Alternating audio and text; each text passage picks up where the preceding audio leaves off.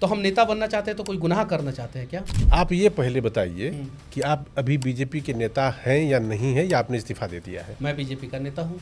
और उसमें कहा कि अगर ऐसा हुआ है तो मनीष कश्यप जाके गिरफ्तारी दे देगा और गिरफ्तारी देने से पहले इस्तीफा दे देगा। ठीक है।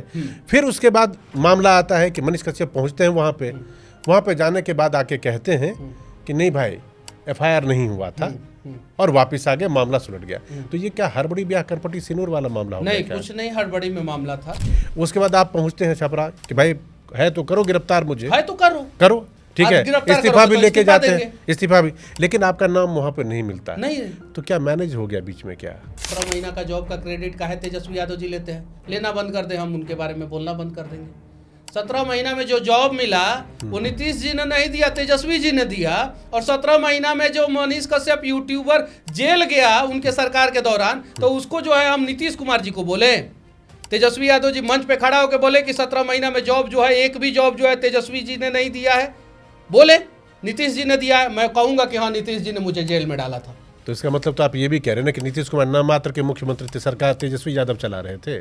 आप लोग काला पानी का सजा के बारे में इतिहास की किताब में आप पढ़े हैं ना? बिल्कुल। मैंने वो झेला है और वो झेलने के बाद भी आज मैं जिंदा हूँ। और वो सजा अगर आज के समय में किसी को मिल जाए ना तो वो जीते जी मर जाएगा, उसका हिम्मत और हौसला सब कुछ टूट जाएगा। और वो झेल के मैं आया हूँ। उन लोगों को लगा, बिहार की माओं को, कि आज मनीष है, आज मधु देवी का बेटा है, कल मेरा भी बेटा हो सकता है। और इसी आशीर्वाद के कारण जो है मैं तमिलनाडु जेल में भी टूट नहीं पाया। नहीं तो एक समय तो ऐसा लगा कि आत्महत्या कर लेना चाहिए। मेरा पूरा परिवार मेरे वजह से परेशान हो रहा है। मैंने माँ को बोल के रखा था कि तमिलनाडु मत आना। अच्छा।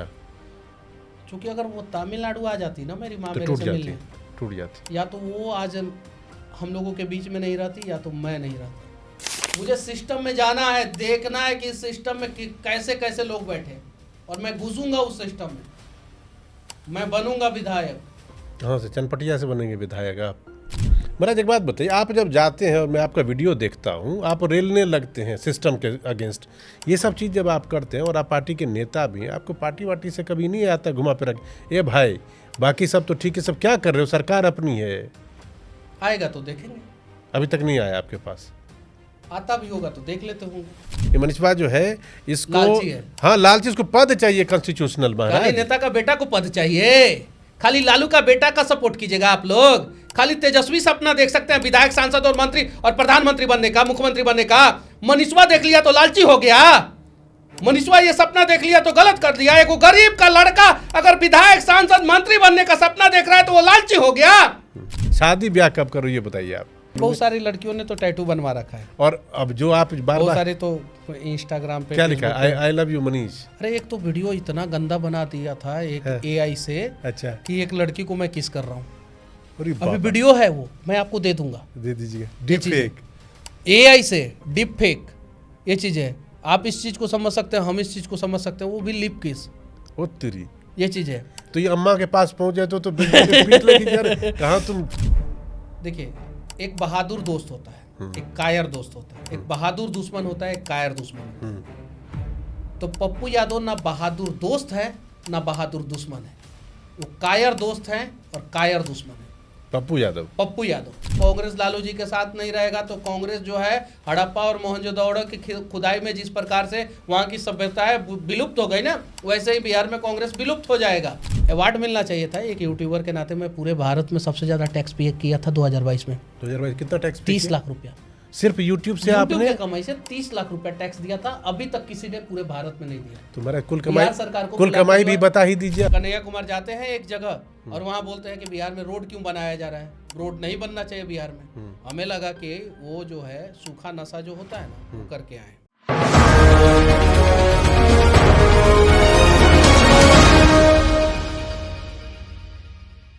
कुछ लोगों का परिचय कराने की जरूरत नहीं होती है, बस नाम कह दीजिए, लोग अपने आप समझ जाते हैं कि वो कौन है। क्योंकि जब वो जहाँ जाते हैं वहाँ पर उनसे पहले उनकी चर्चाएं, उनके बारे में कई बार अच्छी तो कई बार कुछ विवाद, कई बार कुछ दूसरी चीज़ें भी अपने आप आ जाती हैं। तो मेरे आज जो पॉडकास्ट के मेहमान हैं, जो गेस्ट हैं, वो मेरे दिल के बहुत करीब हैं और मैं नाम बताऊंगा, आप चेहरा देखेंगे तो कहेंगे अरे भैया गजब बात है, एकदम पूरा दो बिहारी एक के साथ बैठ के पता नहीं क्या क्या बतियाएंगे। तो मनीष बाबू, आपका बहुत बहुत स्वागत है हमारे स्टूडियो में। बहुत बहुत धन्यवाद भैया।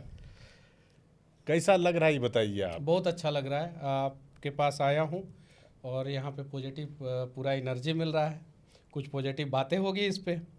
हम लोग कुछ पॉजिटिव भी बात करेंगे, कुछ बिहार के भी बात करेंगे, कुछ आपके भी बात करेंगे, कुछ राजनीति की भी बात करेंगे और कुछ ऐसी बातें करेंगे जिससे दूसरों का फायदा हो। वो बताऊं क्यों? इसलिए कि मनीष कश्यप हो सकता है कि पिछले 1-2 सालों से राजनीति में रहा हो, लेकिन मनीष कश्यप की असली पहचान कुछ और है। मैं बताऊं क्या है असली पहचान?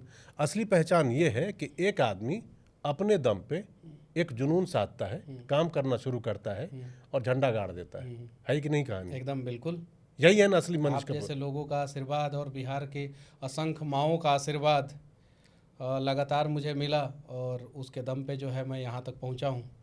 तो आप जो भी काम करते हैं, जो मैं देखता हूँ आपके वीडियोस, नेतागिरी की बात बाद में करेंगे, उसमें एक जुनून अलग ही तरह का है। मतलब ऐसा लगता है कि गुरु जो काम शुरू किया है ना, इसको अंजाम तक पहुंचाना है और अपने लिए नहीं, उसमें कहीं ना कहीं से लगता है कि बिहार के लिए। शायद इसीलिए आप अपने नाम के साथ क्या लिखते हैं? सन of Bihar. Sun of Bihar की कहानी समझाइए तो। देखिए, बिहार में बहुत सारे IAS IPS पैदा होते हैं, बिहार के शिक्षक उन्हें पढ़ाते हैं और जब IAS IPS बन जाते हैं तो बिहार से बाहर चले जाते हैं और उसके बाद से वो बिहार को भूल जाते हैं, अपने बिहारी पंथी को भूल जाते हैं, अपने बिहार की मिट्टी को भूल जाते हैं। और बहुत सारे ऐसे लोगों से जब हम लोग मिलते हैं, जैसे एक व्यक्ति से मैं मिला था, वो हमारे चंपारण के ही थे और फिर उनसे बातचीत हुआ तो उन्होंने बोला कि चंपारण का पूरा ज़मीन उमीन बेच के जो है हम नोएडा में सेट हो गए। तो क्यों? तो बिहार में करने लायक कुछ नहीं है। तो मैंने, वो IAS थे, तो मैंने उनको बोला कि करने लायक नहीं है कि आपने अपने स्टेट के लिए कुछ किया नहीं, ये चीज़ है। बहुत सारे लोग बाहर जाते हैं तो बिहारी टैग को जो है वो जब मुगल सराय स्टेशन से क्रॉस करते हैं तो उसको भूल जाना चाहते हैं। मैंने बोला कि हाँ मैं बिहारी हूँ, सबों पे भारी हूँ, हाँ मैं बिहारी हूँ। और मैं इस टैग के साथ आगे बढ़ा, लोगों ने प्यार दिया और कमाल की बात यह है कि मुझे दूसरे स्टेट में भी वही प्यार मिला। जैसे बहुत सारे लोगों का आरोप रहता है कि बिहारी जब बाहर जाते हैं तो उन्हें अपमान की दृष्टि से देखा जाता है। मेरे साथ ऐसा नहीं हुआ। हाँ, ये बात सही है कि बिहारियों के साथ जो है हीन भावना के साथ बिहारियों को देखा जाता है। मतलब बिहारी में जो हीन भावना आप कह रहे हो ना, उसमें क्या उसका ठेठ और गवई अंदाज जो है, जो देसी अंदाज है, उस वजह से लगता है आपको लोग कमतर आंकते हैं या ज्ञान के हिसाब से कमतर आंकते हैं या पैसे के हिसाब से? मुझे नहीं। हाँ। जब हमारे वर्कर मजदूर जब बाहर जाते हैं तो उनके साथ अनेकों प्रकार की परेशानियां होती है। ठीक है। और हमारे यहाँ तो बहुत सारे लोग हैं जो टीचर हैं, जो रेलवे ड्राइवर हैं, जो बैंक में PO हैं, जो IAS IPS है, मोदी जी के साथ टीम में हैं, अमित शाह जी के साथ टीम में है, राहुल गांधी जी के साथ टीम में है, बड़े बड़े पदों पे है। लेकिन बिहारी जब शब्द आता है तो लोग समझते हैं कि ये मजदूर होगा। एक समय जो है बिहारी का मतलब ये होता था कि बिहारी है तो बड़ा अधिकारी होगा, 90 के दशक के पहले। बिल्कुल। उसके बाद से एक ट्रेंड आया 90 से लेके 2005 तक कि बिहारी है तो तैयारी कर रहा होगा, किसी ना किसी चीज का तैयारी कर रहा होगा, या तो वो नेता बनने का तैयारी कर रहा होगा, या IAS बनने का, IPS बनने का, डॉक्टर बनने का, इंजीनियर बनने का, बैंक में नौकरी, नेता बनने की भी तैयारी होती है। हाँ एकदम बिल्कुल। किस तरह से तैयारी होती है उसके बारे में मैं बताऊंगा। 2005 तक ही ये ट्रेंड है। ठीक है। पहले ट्रेंड था बिहारी है तो बड़ा अधिकारी, दूसरा बार ट्रेंड आया बिहारी है तो तैयारी कर रहा होगा, अब ट्रेंड आया बिहारी है तो मजदूर होगा। ये चीज है, ये पिछले 40-50 साल में ये बदलाव हुआ। तो बिहारियों का ये परसेप्शन किसने खराब किया है? हम बिहारी लोगों ने ही खराब किया। नहीं, नेता या बिहारियों ने? अरे नेता भी तो बिहारी ही है ना। आप लता मंगेशकर को जब भारत रत्न देने की बात आती है तो सारे वहां के पॉलिटिशियन मिल जाते हैं। जब सचिन तेंदुलकर को भारत रत्न देने की बात आती है तो एक कंट्रोवर्सी होता है कि खेल के जगत में हमने किसी को नहीं दिया, ध्यानचंद को भी नहीं दिया तो सचिन को क्यों देंगे, ये चीज है। लेकिन महाराष्ट्र के पक्ष और विपक्ष के सारे नेता बोलते हैं कि वो मराठी मानुस है, उसको जो है भारत रत्न दिया जाए, पूरे समर्थन में आ जाते हैं। बिहार के लिए अगर आप अच्छा काम करने जाएंगे तो आप पहले ही आपस में ही विवाद होगा, जाति के नाम पे विवाद होगा, पार्टी के नाम पे विवाद होगा, विचारधारा के नाम पे विवाद होगा, धर्म के नाम पे विवाद होगा। बिहारी के नाम पे हम एक होना भूल गए हैं। क्या आपको पता है गुजरात जब प्यासा मर रहा था तो सबसे पहले वहां पे झील किसने बनवाया? चंद्रगुप्त मौर्य ने जो है गुजरात में झील बनाया। आज स्थिति क्या उल्टा हो चुका है। तो हमें एक होने की जरूरत है। हमारी बर्बादी की कहानी जो है ना हमारे ही हाथों लिखी गई है। और हाँ, ये बात सही है कि आज देश में पर कैपिटा इनकम के मामले में बिहार सबसे नीचे है। 60,000 रुपया हम सालाना कमाते हैं, मंथली डिवाइड करते हैं तो 5,000 रुपया आता है पर कैपिटा इनकम। सिक्किम का जो है 6 लाख प्लस है, महाराष्ट्र है, गोवा है, तमिलनाडु है। मतलब बिहार बदहाल है ना एकदम, बिल्कुल। तो आपने ये भी कहा कि बिहार की जो ये हालत है, हाँ, इसका जिम्मेदार कोई और नहीं, बिहारी खुद है। हम बिहारी। तो अब इसी पे आते हैं। 3 हिस्से में कहा, पहले कहा कि बिहारी की पहचान क्या थी कि अधिकारी होगा, फिर एक पहचान हो कि तैयारी, और अब मजदूर। हाँ। तो भैया ये जो तैयारी वाला फेज है ये कहाँ से, अधिकारी से हट के और तैयारी वाला फेज ये कहाँ से शुरू है? लालू जी के लालू प्रसाद जी। लालू जी ने इतना आतंक मचाया बिहार में, इस प्रकार से उनके पार्टी के नेताओं ने आतंक मचाया, इस प्रकार से स्थिति बिहार की बदल दी कि बिहार के बच्चे, जो पढ़ने वाले होनहार बच्चे थे, वो बिहार छोड़ के जाने लगे। जो होनहार लोग थे वो बिहार छोड़ के जाने लगे, पलायन करके। तो उसी को कांग्रेस ही अब की बारी चुनाव में कह रहे कि आ जाओ, पलायन रोको, नौकरी दो। वही कांग्रेस जो है गोद में बैठा हुआ है लालू जी के, वही कांग्रेस लालू जी के गोद में बैठा हुआ है। कांग्रेस को हिम्मत है अकेले दम पे। आपको लगता है कि कांग्रेस लालू के साथ ही रहेगी वहां पे? अरे गोद में बैठा हुआ है, लालू जी के साथ ही रहेगा। कांग्रेस लालू जी के साथ नहीं रहेगा तो कांग्रेस जो है हड़प्पा और मोहनजोदड़ो की खुदाई में जिस प्रकार से वहां की सभ्यता है विलुप्त हो गई ना, वैसे ही बिहार में कांग्रेस विलुप्त हो जाएगा। फिर पता भी नहीं चलेगा कि कांग्रेस बिहार में है कि नहीं है। लेकिन बीच बीच में तो मैंने सिगुफा सुना कि वहां के बड़े नेता ने कहा कि भाई नंबर 2 टीम बहुत दिन रह लिया, अब तो नंबर 1 बनने की तैयारी है। नंबर 1 कोशिश करके तो देखे, लेकिन कांग्रेस के अंदर उतना हिम्मत नहीं है कि कांग्रेस इस बारे में सोचेगा भी। ये चीज है, लालू से अलग होने के बारे में आप कह रहे कि कांग्रेस सोच ही नहीं सकती, एकदम नहीं सोच सकता है, हिम्मत ही नहीं है। अभी देखिए कन्हैया कुमार को जो है आज जो है कांग्रेस बुला लिया दिल्ली, उनके एक कन्हैया कुमार के गार्ड, पर्सनल बाउंसर। आप पर्सनल बाउंसर लेके घूमते हैं, चलिए ठीक है, आप भी पर्सनल बाउंसर लेके घूमते हैं? कभी नहीं, आप देख लीजिए, आज तक नहीं। मैंने आज तक तो सरकार से सुरक्षा नहीं मांगा है, जबकि इतना सारा वीडियो बनाया है, इतना सारा थ्रेट्स है मुझे, आज तक मैंने सुरक्षा नहीं मांगा। ये चीज़ें पर्सनल बाउंसर लेके घूमते हैं। हम इसके लिए निंदा नहीं कर रहे हैं कि पर्सनल बाउंसर लेके घूमे या नहीं घूमे, लेकिन उनके पर्सनल बाउंसर उन्हीं के कार्यकर्ता को पीट रहे हैं, उन्हीं के कार्यकर्ता को पीट रहे हैं। अच्छा, ये चीज है। कन्हैया कुमार जाते हैं एक जगह और वहां बोलते हैं कि बिहार में रोड क्यों बनाया जा रहा है, रोड नहीं बनना चाहिए बिहार में। हमें लगा कि वो जो है सूखा नशा जो होता है ना, वो करके आए। कौन? कन्हैया कुमार? कन्हैया कुमार, या आरोप है या कुछ मतलब बात? जो यात्रा के दौरान जो है उन्होंने वो सूखा नशा करना सीख लिया। अरे होश में आदमी रहेगा और जो जेएनयू से पढ़ा है, अपने आप को बोल रहा है, वो कहेगा कि इस राज्य में सड़क नहीं बनना चाहिए, होश में रहेगा तो। अब बताइए, पूरे बिहार में किसी एक व्यक्ति को ढूंढ के दिखाइए, या पूरे देश में या पूरी दुनिया में जो ये कहता हो कि सड़क नहीं बननी चाहिए। वो तो कह रहे थे पानी चला जाएगा यहाँ से वहाँ, पानी वानी है वहाँ पे या नहीं है? बहुत पानी है, बहुत पानी है। कन्हैया कुमार के पास कोई ट्रिक है, टेक्निक है, तो पानी को जो है बंगाल और बांग्लादेश जाने से रोक ले। रोका नहीं जा सकता, उसको कंट्रोल किया जा सकता है। डैम बना के, इन सब चीज़ों को बना के जो है, अपन बिजली केंद्र बना के जो है, वाटर लिफ्ट करके जो है, वो सब कंट्रोल किया जा सकता है। उसको परमानेंट आप रोक नहीं सकते हैं। कन्हैया कुमार बोल रहे हैं क्या कि पानी है यहाँ पे, इसलिए इंडस्ट्री आ रही है। यानी कन्हैया कुमार मानते हैं कि इंडस्ट्री आ रही है, सरकार सड़क बना रही है, यानी कन्हैया कुमार मानते हैं सड़क बना रही है। और अगली बारी में बोलते हैं कि इंडस्ट्री की क्या जरूरत है, इंडस्ट्री आएगी तो वाटर पोल्यूशन होगा। यानी कन्हैया कुमार चाहते हैं कि बिहार में सड़क ना बने, इंडस्ट्री ना आए, और बिहार के लोग मजदूर बने और दूसरे राज्य में जाके काम करें। मतलब आप कह रहे हैं कि उनको सोच की कमी है? नहीं, यही हो ना? बिल्कुल, अगर होश हवास में होते तो शायद इस प्रकार की बात कन्हैया कुमार नहीं करते। आप कहते कन्हैया कुमार होश में नहीं है? नहीं, एकदम बिल्कुल नहीं है। तो आप नारा देंगे कन्हैया कुमार होश में आओ? हाँ, कन्हैया कुमार को तो होश में आना चाहिए। वो बेहोशी हालत में ही ऐसा बात बोल सकते हैं ना। कन्हैया कुमार से मैं एक और सवाल करना चाहता हूँ। हम लोग हिंदी भाषी प्रदेश से, ठीक, हमने कभी किसी दूसरे भाषा का अपमान नहीं किया, कभी भी। रिकॉर्ड है, बिहार का कोई भी व्यक्ति जो है दूसरे भाषा का अपमान नहीं किया। हम अपने भाषा का सम्मान तो कर सकते हैं। MK स्टालिन तमिलनाडु में, जिनके बर्थडे में जो है तेजस्वी यादव जाके केक काटते हैं। अच्छा। केक और केक काटते हैं और केक खिलाते हैं और केक खाते हैं। वो हिंदी का विरोध कर रहे हैं जबरदस्त तरीके। स्टेशन पे हिंदी लिखा हुआ रहता है, उस पर कालिक पोत देते हैं, पुतवा देते हैं अपने कार्यकर्ताओं से। आजकल तो घमासान मचा हुआ है, घमासान मचा हुआ। आज ही नहीं, घमासान सबसे पहले 1937 में मचा, तब से चल ही रहा है। हाँ, हिंदी को स्वीकारना नहीं है। उसके बाद से 1940 में जो है वो बिल वापस लेना पड़ा, जब अंग्रेजों की सरकार थी 1940 में। फिर 1950 में बचा, 63 में मचा, 86 में मचा, 2014 में मचा और 2025 में मचा। यानी ये बहुत पहले से ये चल रहा है। अब इस घमासान में जो है वहां की हर एक पार्टी जो है अपने लैंग्वेज के प्रति जो है खड़ी है, हर एक पार्टी। ठीक है, लेकिन अपमान जो है सिर्फ और सिर्फ डीएमके कर रहा है हिंदी का। पार्टी के साथ खड़ा होना तो मनीष बाबू कहीं से भी बुरा नहीं है, सॉरी लैंग्वेज के साथ। हाँ, लेकिन किसी दूसरे का, हाँ, वही मैं आगे वही आ रहा हूँ। हाँ, कि हर एक पार्टियां जो है अपने तमिल लैंग्वेज के साथ खड़ी है, लेकिन हिंदी का अपमान सिर्फ और सिर्फ डीएमके के कार्यकर्ता कर रहे हैं। डीएमके के गोद में वहां पे कांग्रेस बैठा हुआ है तमिलनाडु में। वही कांग्रेस का एक अधपका युवा नेता, अधपका मैं इसलिए कह रहा हूं कि कन्हैया कुमार जो है बिहार की राजनीति को समझ नहीं पाते। अच्छा, उसकी वजह ये बताइए, आप बीच में मैं रोक देता हूँ। कन्हैया कुमार, आपने क्या कहा कि बिहार की राजनीति को समझते नहीं समझते।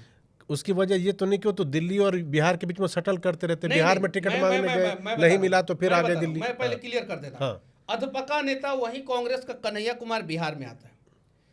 लेकिन अधपका के जरा क्लियर करिए, अधपका नेता कन्हैया कुमार कैसे हुए? हाँ, एक शब्द भी जो है वो हिंदी के सम्मान में ट्वीट नहीं करते। अच्छा, एमके स्टालिन इंग्लिश का सम्मान करते हैं, तमिल का सम्मान करते हैं, हिंदी का अगर सम्मान नहीं करते हैं तो कम से कम अपमान तो ना करें, न्यूट्रल रह जाए, न्यूट्रल रह जाए। और उस हिंदी के सम्मान के साथ जो है ना राहुल गांधी खड़े होते हैं ना कन्हैया कुमार। तो कन्हैया कुमार कसम खाए कि आज के बाद से हिंदी में कभी ट्वीट नहीं करेंगे, हिंदी में कहीं भाषण नहीं देंगे, हिंदी में किसी से बात नहीं करेंगे, खाली अंग्रेजी बोले। लेकिन ऐसा नहीं। तो इस प्रकार से देश को तोड़ने वाले लोग और देश के हित में कभी ना खड़ा होने वाले लोग अधपका अधजला नहीं हुए तो क्या परिपक्व हुए।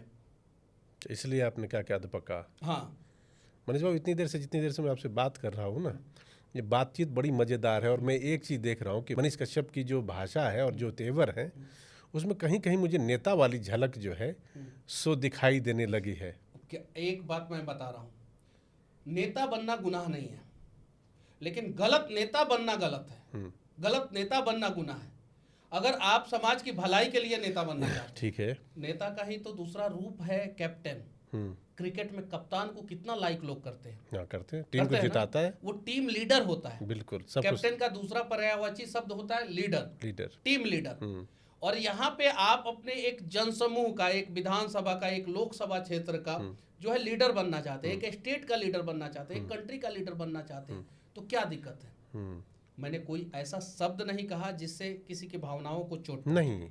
जब मैं नहीं कहा, मैं एक युवा हूँ, मध्यम वर्गीय परिवार से आता हूँ, और मेरे बारे में मोदी जी जो है लोग 15 अगस्त 2024 को जो है लाल किले से बोलते हैं कि मध्यम वर्गीय और गरीब परिवार के 1 लाख युवाओं को राजनीति में आना चाहिए। वो बोलते हैं, आप जाके उनका भाषण देखिए, बिल्कुल बोलते हैं। उनका कहने का मतलब है कि जिस प्रकार से मोदी जी पॉलिटिक्स में है, उस प्रकार से उस फैमिली बैकग्राउंड के युवा आना चाहिए। तो हम नेता बनना चाहते हैं तो कोई गुनाह करना चाहते हैं क्या? नहीं, नेतागिरी में कोई गुनाह नहीं है, लेकिन नेतागिरी में क्या होता है ना, कभी कभी हमको कंफ्यूजन हो जाता है। आप ये पहले बताइए कि आप अभी बीजेपी के नेता हैं या नहीं है, या आपने इस्तीफा दे दिया है? मैं बीजेपी का नेता हूँ। वो सवाल मैंने क्यों पूछा, कभी थोड़े दिन पहले, मतलब 2-4-5 दिन पहले की बात है, आप ही का एक वीडियो आया। उस वीडियो में एक घटना का जिक्र हुआ छपरा सारण का, कि वहाँ पर कुछ यूट्यूबर्स पे मामला दर्ज हो गया, उसमें शायद आपका भी नाम था।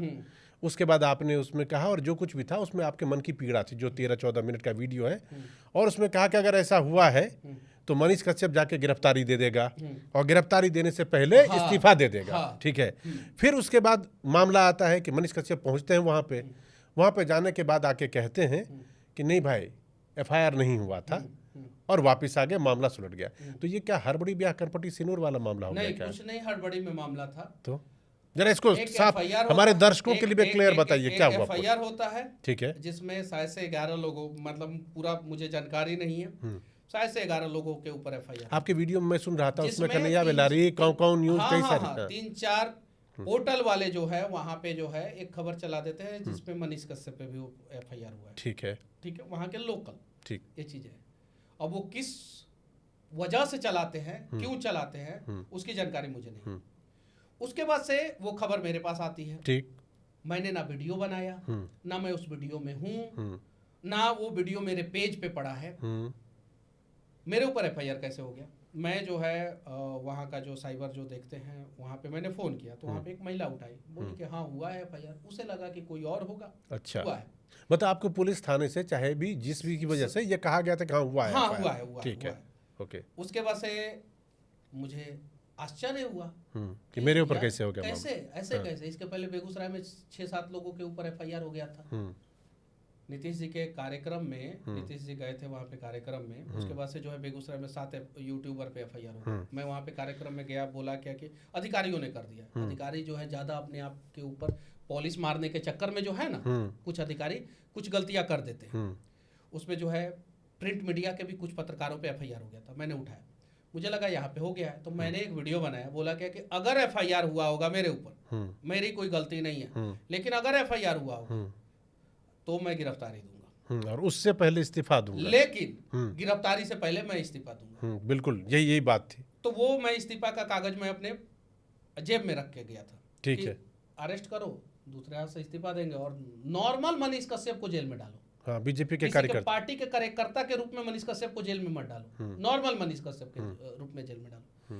लेकिन मेरे अंदर एक पीड़ा था। अच्छा, वो पीड़ा ये था कि हमारी सरकार है, ठीक है, कोई भी यूट्यूबर हो या कोई भी पत्रकार हो, वहाँ के सांसद हमारे हैं, वहाँ के विधायक हमारे हैं, मुख्यमंत्री हमारे, प्रधानमंत्री हमारे, फिर 11 यूट्यूबर पे एफआईआर क्यों हुआ? बड़े चैनलों पे नहीं हुआ, बड़े चैनलों, बड़े संस्थानों पे नहीं हुआ।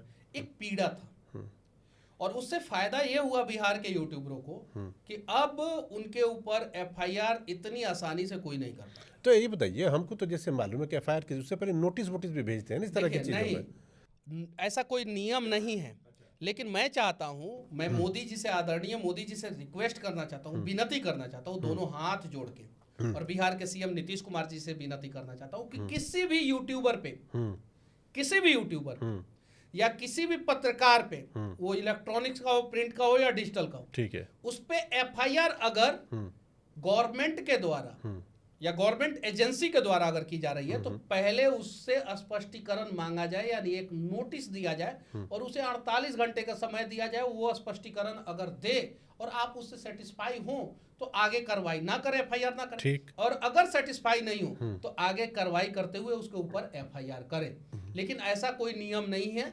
डायरेक्ट जो है एफआईआर हो जाता है। सौकू शंकर एक तमिलनाडु के यूट्यूबर है, बड़े यूट्यूबर है, वो जिस जेल में, मदुरई के जिस सेल में बंद थे, उसी सेल में मैं भी बंद था। कितने दिन रहे आप वहाँ पे? मैं तो 4.5 महीना रहा, और मेरे आने से जस्ट 10 दिन पहले या 15 दिन पहले वो निकले थे, वहीं से निकले थे, मदुरई से।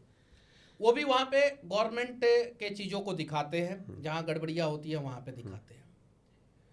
तमिलनाडु का यूट्यूबर का मैं बात कर रहा हूँ। शिवसेना ने जो है वो महाराष्ट्र में जो है एक लड़की के ऊपर एफआईआर कर दिया था, क्योंकि उसने सोशल मीडिया पे कुछ पोस्ट किया था शरद पवार के बारे में या उद्धव ठाकरे के बारे में। ठीक, हर जगह ऐसा होता है, सरकार किसी की भी हो, हर जगह ऐसा होता है यार। तो फ्रीडम ऑफ स्पीच कहाँ गया, कहाँ गया? और ये एफआईआर जो है सिर्फ राइट विंगरों पे ज्यादा होता है। 99% एफआईआर राइट विंगरों पे होता है। रवीश कुमार जी के ऊपर आज तक एफआईआर नहीं हुआ। क्यों? लेफ्ट विंगर स्ट्रांग है इस मामले में।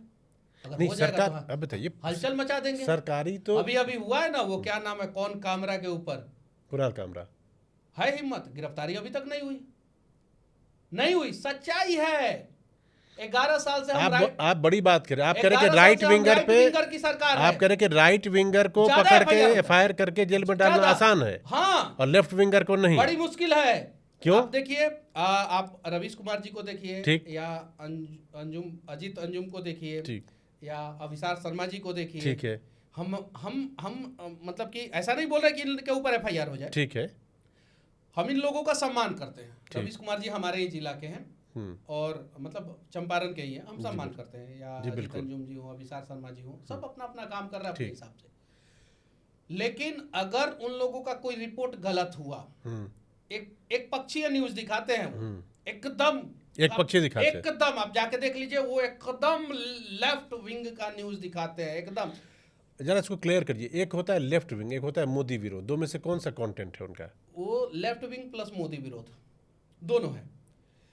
कुछ न्यूज जो है, कुछ आर्टिकल उनका गलत भी होता है। ध्रुव राठी के आर्टिकल के वजह से जो है, न्यूज के वजह से जो है, आम आदमी पार्टी के अरविंद केजरीवाल सुप्रीम कोर्ट में माफी मांगे थे, लेकिन उनके ऊपर कभी एफआईआर नहीं होता है।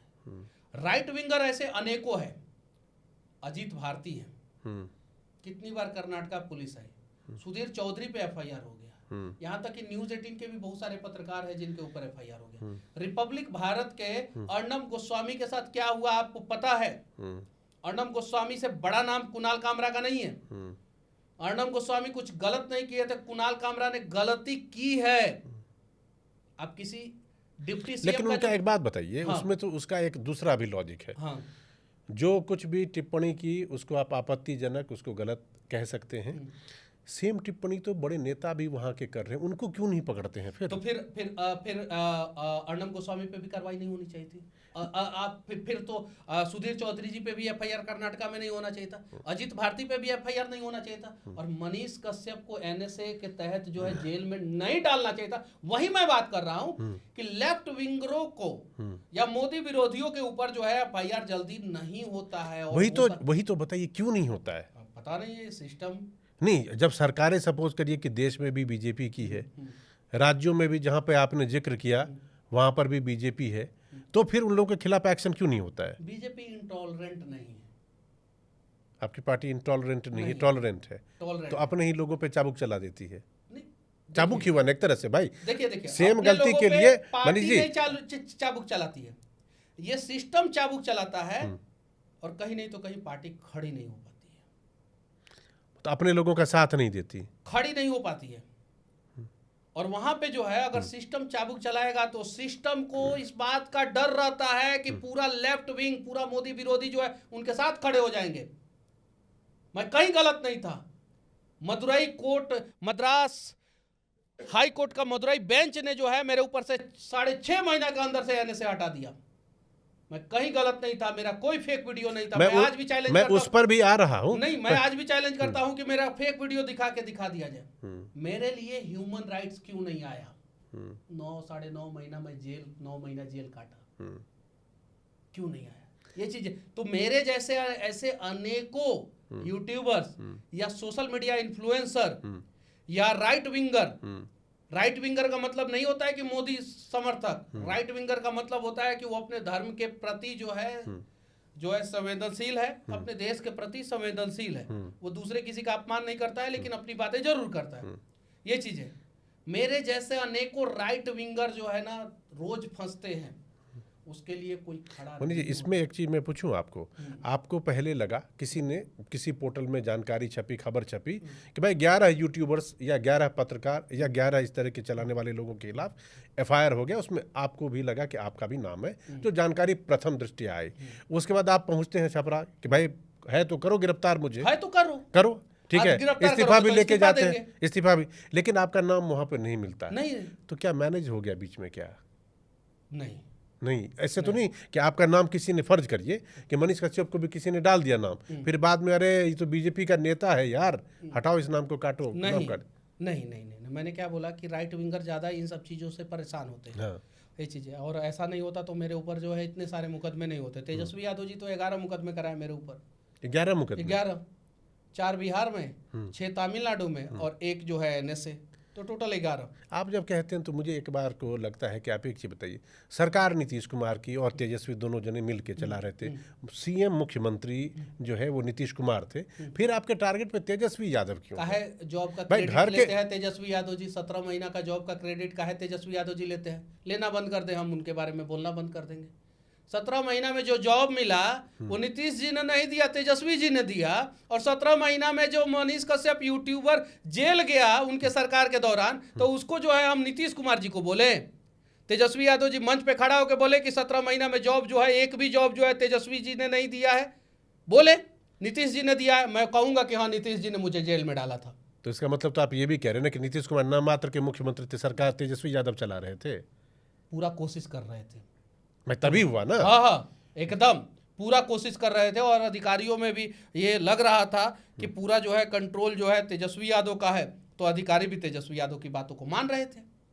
ये चीजें मैं तेजस्वी यादव को आज आपके पॉडकास्ट में कहना चाहता हूं कि एक शब्द भी नहीं बोलूंगा कि मैं क्यों गिरफ्तार हुआ, किसने गिरफ्तार किया। अगर वो ये कहना बंद कर दे कि रोजगार उन्होंने दिया। 17 महीना में कहेंगे कि रोजगार हमने दिया, तो मनीषवा को 17 महीना के बीच में जेल कौन डलवाया, बताइए आप। और मेरा जवाब अगर जेन्युइन नहीं है, लॉजिकली नहीं है, तो आप बताइए। आप कभी तेजस्वी यादव से मिले हैं? एक बार हम पोस्ट किए थे कि तेजस्वी यादव जी एक इंटरव्यू दीजिए। ठीक है, फिर क्या जवाब आया? नहीं आया जवाब नहीं। तेज प्रताप यादव जी का मैंने इंटरव्यू लिया है। तेज प्रताप ने दिया? हाँ, कमाल का इंटरव्यू है, वो इंटरनेट पे पड़ा हुआ है, वो 20-25 मिलियन से ज़्यादा व्यू गया था उसका। तो दोनों भाई में कहने का मतलब बहुत अंतर है, यही बता रहे ना भाई। एक आदमी ने मना कर दिया ना, आपको नहीं दूंगा इंटरव्यू, और दूसरा दे रहा है, उसकी आप तारीफ कर रहे हैं। तारीफ इन द सेंस कि भाई इंटरव्यू दिया, आपके सवालों का जवाब दिया, मेरे सवालों का जवाब दिया। भाई आप तो सवाल जवाब करने के लिए उनका वक्त चाह रहे हो। एकदम बिल्कुल। तो फिर तो जब मैं 2022 की बात कर रहा हूँ, 2022 या 23 की बात, 22 लास्ट नवंबर दिसंबर की बात कर रहा हूँ, ये चीज़ें। ये बताइए भाई जी, आप बार बार ना, आपका क्या है कि आपके पूरे सफ़र में जब कभी भी मनीष कश्यप से कोई भी आदमी मिलेगा और बात करेगा, तो उस पूरी बातचीत में वो जो आपका मतलब वीडियो, तमिलनाडु प्रकरण, फिर आपको जेल, फिर NSA, ये सब सारी बातें आएंगी। वो टाइम जो गुजरा, मेरे ख्याल से 8-9 महीने का टाइम कुल मिलाकर आपका रहा होगा। आपका तो कोई पॉलिटिकल बैकअप था नहीं पहले, आप कोई ऐसे धनाढ़ और पैसे वाले घर से आते नहीं कि फिर पीछे से पैसा झोंक दो, वकील लगा दो, पुलिस को मैनेज करने की कोशिश करो। भाई टूटे नहीं आप, आपको डर नहीं लगा कि भैया ये तो मतलब ऐसे ज़िंदगी रगड़ देगा इसमें कि मनीष कश्यप ख़त्म हो जाएगा, मनीष वापस ही नहीं जाएगा, पहले बिहार फिर बाद में चेन्नई के डेली, उसको मैनेज कैसे किए, वो टाइम बताइए। देखिए, तमिलनाडु में मेरे ऊपर 6 FIR 4 अलग अलग शहरों में हुआ। ठीक है। एक चेन्नई में, चेन्नई से 450 किलोमीटर दूर मदुरई में, मदुरई से लगभग 250 किलोमीटर दूर त्रिपुर में, 200 या 250, फिर मदुरई से जो है लगभग 300 किलोमीटर दूर कृष्णागिरी में। यानी हर FIR अलग अलग जगहों पे किया गया। ठीक है। अलग अलग जगहों, परेशान करने के लिए। त्रिपुर में 2 हुआ था, चेन्नई में 2 हुआ था, मदुरई में 1 और कृष्णागिरी में 1। मुझे रखा गया था मदुरई सेंट्रल जेल, जो 1865 में बना हुआ था, और 1865 में बना हुआ सेल में मुझे रखा गया था, जो जिसमें मैं था। साइज क्या था उसका? वही 12x6 के आसपास, 7 के आसपास। 12x6 के कमरे में आप? 12x6 में मतलब कि बाथरूम भी, उसी में बाथरूम है? हाँ, इंक्लूडिंग बाथरूम। खिड़की विड़की कुछ नहीं? ऐसे तो वो था 9x4 या 5, 6 नहीं था, 9x5 ही था। 9x5 का कमरा था? हाँ, खिड़की उड़की कुछ नहीं, पीछे जो है एक छोटा सा बाथरूम, ठीक, उसमें छोटा सा गेट, इतना साइज, इस साइज का गेट, सामने जो है लोहे का एक ग्रिल लगा हुआ है। और आपको जो है दिन भर उसी में रहना है, सिर्फ और सिर्फ नाश्ते के समय में आपको बाहर निकलना है। किसी से बातचीत? किसी से भी बातचीत नहीं। तो पूरे दिन चुपचाप गुजर जाता था? चुपचाप। मैं 4-5 अखबार लेता था, वो अखबार तो हिंदी में कोई आता नहीं था वहाँ पे। मैंने बहुत बार बोला कि हिंदी में अखबार लाइए, हिंदी में अखबार लाइए। हिंदी में अखबार का कुछ ऑप्शन नहीं था वहाँ पे। अंग्रेजी के जो अखबार आते थे उसी को मैं दिन भर पढ़ता था, और कुछ मोटिवेशनल्स बुक जो है हिंदी में तो वहाँ मिलते नहीं थे जल्दी, कुछ मिलते थे तो 1-2 रामायण के बारे में जो है छोटा छोटा पतला पतला अलग अलग राइटर का बुक मिला, तो मैं वो पढ़ा। और एक महाभारत का बुक मिला, छोटा सा पतला सा, वो पढ़ा, और बुक पढ़ता था, पेपर पढ़ता था, और उसी में पूरा दिन कटता था। रात में नींद जो है बहुत बेचैन करता था। नींद बेचैन करता था? दिन तो मैं कैसे भी काट लेता था, रात में आपके अंदर लाइट नहीं है। अच्छा, लाइट भी नहीं? लाइट नहीं है, ऊपर पंखा है, वो भी 14 फीट का ऊंचा सेल पंखा, जो एकदम स्लो स्पीड में चल रहा है, एकदम धीरे धीरे धीरे, मतलब कहने के लिए चल रहा है पंखा। हाँ, कहने के लिए, ताकि ह्यूमन राइट से मैं कंप्लेन ना कर सकूं, कोर्ट में कंप्लेन ना कर सकूं, पंखा नहीं है। चल रहा है धीरे धीरे धीरे धीरे चल रहा है। सामने जो है एक पुलिस वाला बैठा हुआ है, रात हो या दिन हो। अच्छा। जेल पुलिस बैठा हुआ है। अच्छा। दिन में तो 2-3 रहते थे, रात में 1 रहते थे, क्योंकि जेल में भी लगता था कि तमिलनाडु के खिलाफ बोला है। अच्छा। हाँ, तो ये चीज़ है। हालांकि टॉर्चर नहीं किया गया। आपके बदसलूकी भी, मारपीट हुई भी? नहीं, फिजिकल टॉर्चर तमिलनाडु पुलिस ने नहीं किया। अच्छा, कहीं नहीं किया? कहीं नहीं। जवान से गाली गलौज कहीं नहीं? गाली गलौज भी नहीं? अपशब्द कहीं नहीं? कभी कहीं नहीं। अच्छा। इसलिए मैं तमिलनाडु पुलिस का इस चीज़ के लिए मैं प्रशंसा करता हूँ। तो कहने का मतलब तमिलनाडु पुलिस में जो अधिकारी, जो कर्मचारी, जो पुलिस वाले थे, वो सिर्फ अपनी ड्यूटी निभा रहे थे। उनका जो ड्यूटी है ना, उसमें मुझे कहना नहीं चाहिए, मैं नाम नहीं बताऊंगा, कि कुछ लोग आर्मी बैकग्राउंड से थे, रो रहे थे मेरे लिए। अच्छा। हाँ, जेल के अंदर? हाँ, नहीं। अच्छा, जो मुझे अरेस्ट किए ले गए वो सब। अच्छा। ये सारी चीज़ें उसमें एक आर्मी वाले जो थे वो मेरे पिताजी के साथ एक जगह रहे थे। आपके फादर तो आर्मी में है ना? हाँ, तो वो एक जगह रहे थे। मतलब अजीब तरीके का, मैंने, आप लोग काला पानी का सजा के बारे में इतिहास के किताब में आप पढ़े हैं ना? बिल्कुल। मैंने वो झेला है, और वो झेलने के बाद भी आज मैं जिंदा हूँ। और वो सजा अगर आज के समय में किसी को मिल जाए ना, तो वो जीते जी मर जाएगा, उसका हिम्मत और हौसला सब कुछ टूट जाएगा। और वो झेल के मैं आया हूँ। 2 राज्य सरकार के सीएम से लड़के आया हूँ, 2 राज्य सरकार के पूरे सिस्टम से लड़के आया हूँ। और पीछे सिर्फ और सिर्फ मेरी माँ और मेरा भाई, सिर्फ 2 लोग खड़े थे, सिर्फ 2 लोग खड़े थे। मेरे पिताजी तो जॉब पे थे, पैसे के अलावा कुछ कर नहीं सकते थे।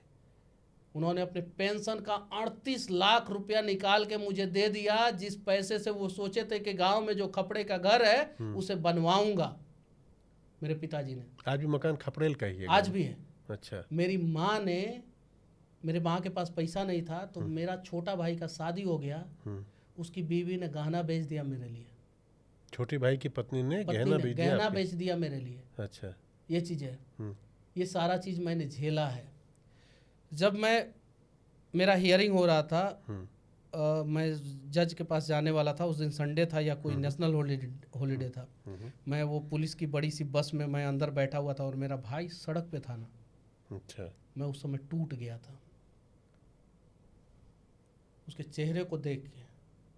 तो बहुत सारी चीज़ें आपातकाल के बारे में आप लोग सुनते हैं, और मैं अपने जीवन में आपातकाल झेल के आया हूँ। 9 महीना का आपातकाल मेरे भी जीवन में आया था। 9 महीना का काला पानी का सजा मैंने झेला है। आज लोग मेरे बारे में अच्छा कहें बुरा कहें, फर्क नहीं पड़ता। कुछ लोग कहें कि लोकसभा का चुनाव नहीं लड़ा मनीष, इस वजह से नहीं लड़ा, पैसा लेके नहीं लड़ा होगा, या जो भी है। मैं आज जो भी हूँ माँ के वजह से हूँ। मैं अपनी माँ से जो है 7-7 दिन नहीं बात करता, 8-8 दिन नहीं बात करता। फ़ोन से, टेलीफोनिक फ़ोन से मैं बहुत दूर रहता हूँ। अच्छा। लेकिन मुझे पता है कि मेरी माँ अगर कोई बात बोल देगी तो मैं उसे काटूंगा नहीं। इसीलिए आप राजनीति में भी आए। वो माँ जो है ना, मतलब कि मेरे लिए इतना कुछ की ना, इतना कुछ कि मुझे उम्मीद नहीं था। मेरी माँ ज़्यादा पढ़ी लिखी नहीं है, 7वां क्लास तक उस समय पढ़ी लिखी थी। पत्र लिखने आता है, पापा जी आर्मी में थे तो पत्र का उस समय प्रचलन था। आज आप कोई खबर लिखिएगा तो 15 दिन बाद पहुंचता था, उधर से रिप्लाई जो है 15 दिन में आता था। यानी एक बात जो है 30 दिन के अंदर इस साइड से उस साइड पहुंचता था। बस उसके अलावा मेरी माँ को कुछ नहीं पता था। इतने दरवाजे पे उन्होंने चक्कर लगाया ना, इतने दरवाजे पे चक्कर लगाया ना, और कहीं से जो है, कहीं भी जो बड़ा दरवाज़ा था ना, वहाँ से कोई मदद नहीं मिला। कोई आदमी आके जो है मेरे दरवाजे पे ये नहीं बोला कि मैं अमीर हूँ और मनीष जी की माँ ये लीजिए पैसा, अपने बेटे को बेल कराइए। गरीबों ने भर भर के दुआ दिया, मजदूरों ने दिया, बिहार की माँओं ने दिया। उन लोगों को लगा, बिहार की माँओं को, कि आज मनीष है, आज मधु देवी का बेटा है, कल मेरा भी बेटा हो सकता है। और इसी आशीर्वाद के कारण जो है मैं तमिलनाडु जेल में भी टूट नहीं पाया। नहीं तो एक समय तो ऐसा लगा कि आत्महत्या कर लेना चाहिए। मेरा पूरा परिवार मेरे वजह से परेशान हो रहा है। अच्छा, ये वाली थॉट भी आपको आए थे कि ऐसा भी लगा। पटना में आया तो किसी से जाके आप पटना का मैनुअल देख लीजिए, मुझे किसी से मिलने नहीं दिया जाता था। मनोज तिवारी गए मिलने के लिए, मिलने नहीं दिया गया। जाके देखिए ये बात सही है कि नहीं, मीडिया में ये बातचीत है। ये चीज़ें मुझे एक अलग ही तरीके से पटना में भी रखा जाता था।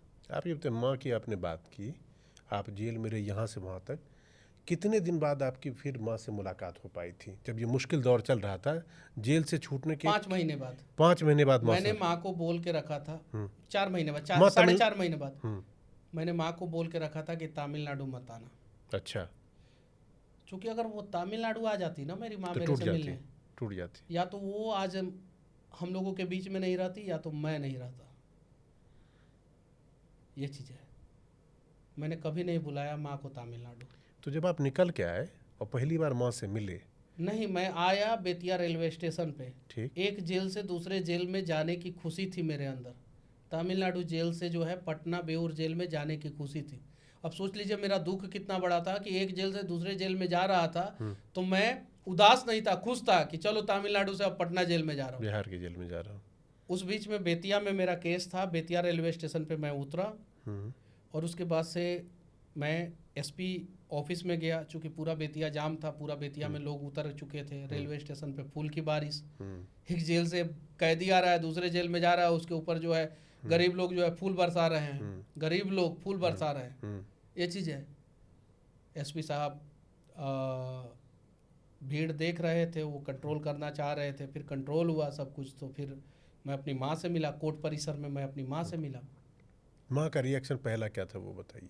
अब मिले तो हर माँ का होता है, जो माँ गले लगा के रोई, मिले, कुछ बोली। अब क्या बोलेगी माँ, बोली तो बहुत कुछ, लेकिन ऑन कैमरा हम लोग क्या क्या बोलेंगे, ये चीज़ें। और बहुत सारी चीज़ें याद रहता है, बहुत सारी चीज़ें याद नहीं रहता है, लेकिन वो चेहरे का एक्सप्रेशन, वो दुख आपकी आंखों से जाएगा कभी? क्या आपकी आंखों से कभी ओझल होगा? कभी नहीं होगा। जो चीज़ें लोग कहते हैं ना कि हमारे जीवन में ये चीज़ें हुआ है, उससे बड़ा दुख और दर्द मैं झेल के आ चुका हूँ। मैं हर रात मरता था और हर सुबह फिर जिंदा होता था, इस उम्मीद से कि नया सवेरा जो हुआ है वो सिर्फ और सिर्फ और लोगों के लिए नहीं हुआ है, वो मेरे जीवन में भी एक नया सवेरा हुआ है। एक दुरई अन्ना थे, बहुत सारा मर्डर केस में उनका नाम था और उसी में थे, वो जेल में बंद थे। उनसे कभी कभी मैं बात करता था। अच्छा।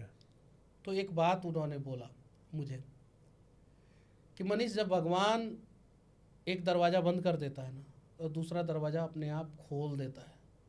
अच्छा। शायद मेरे जीवन का एक दरवाज़ा भगवान ने बंद किया था ना, तो दूसरा दरवाज़ा खोल दिया था। और वही दूसरा दरवाज़ा था कि संघर्ष करो, कष्ट झेलो, सीखो यहाँ से और निकलो, और निकल के अपने लोगों के लिए लड़ो। और आज भी मैं अपने लोगों के लिए लड़ रहा हूँ। वो काम तो आप कर रहे हैं, आपके वीडियो भी बताते हैं, उसमें आप मुद्दे उठाते हैं।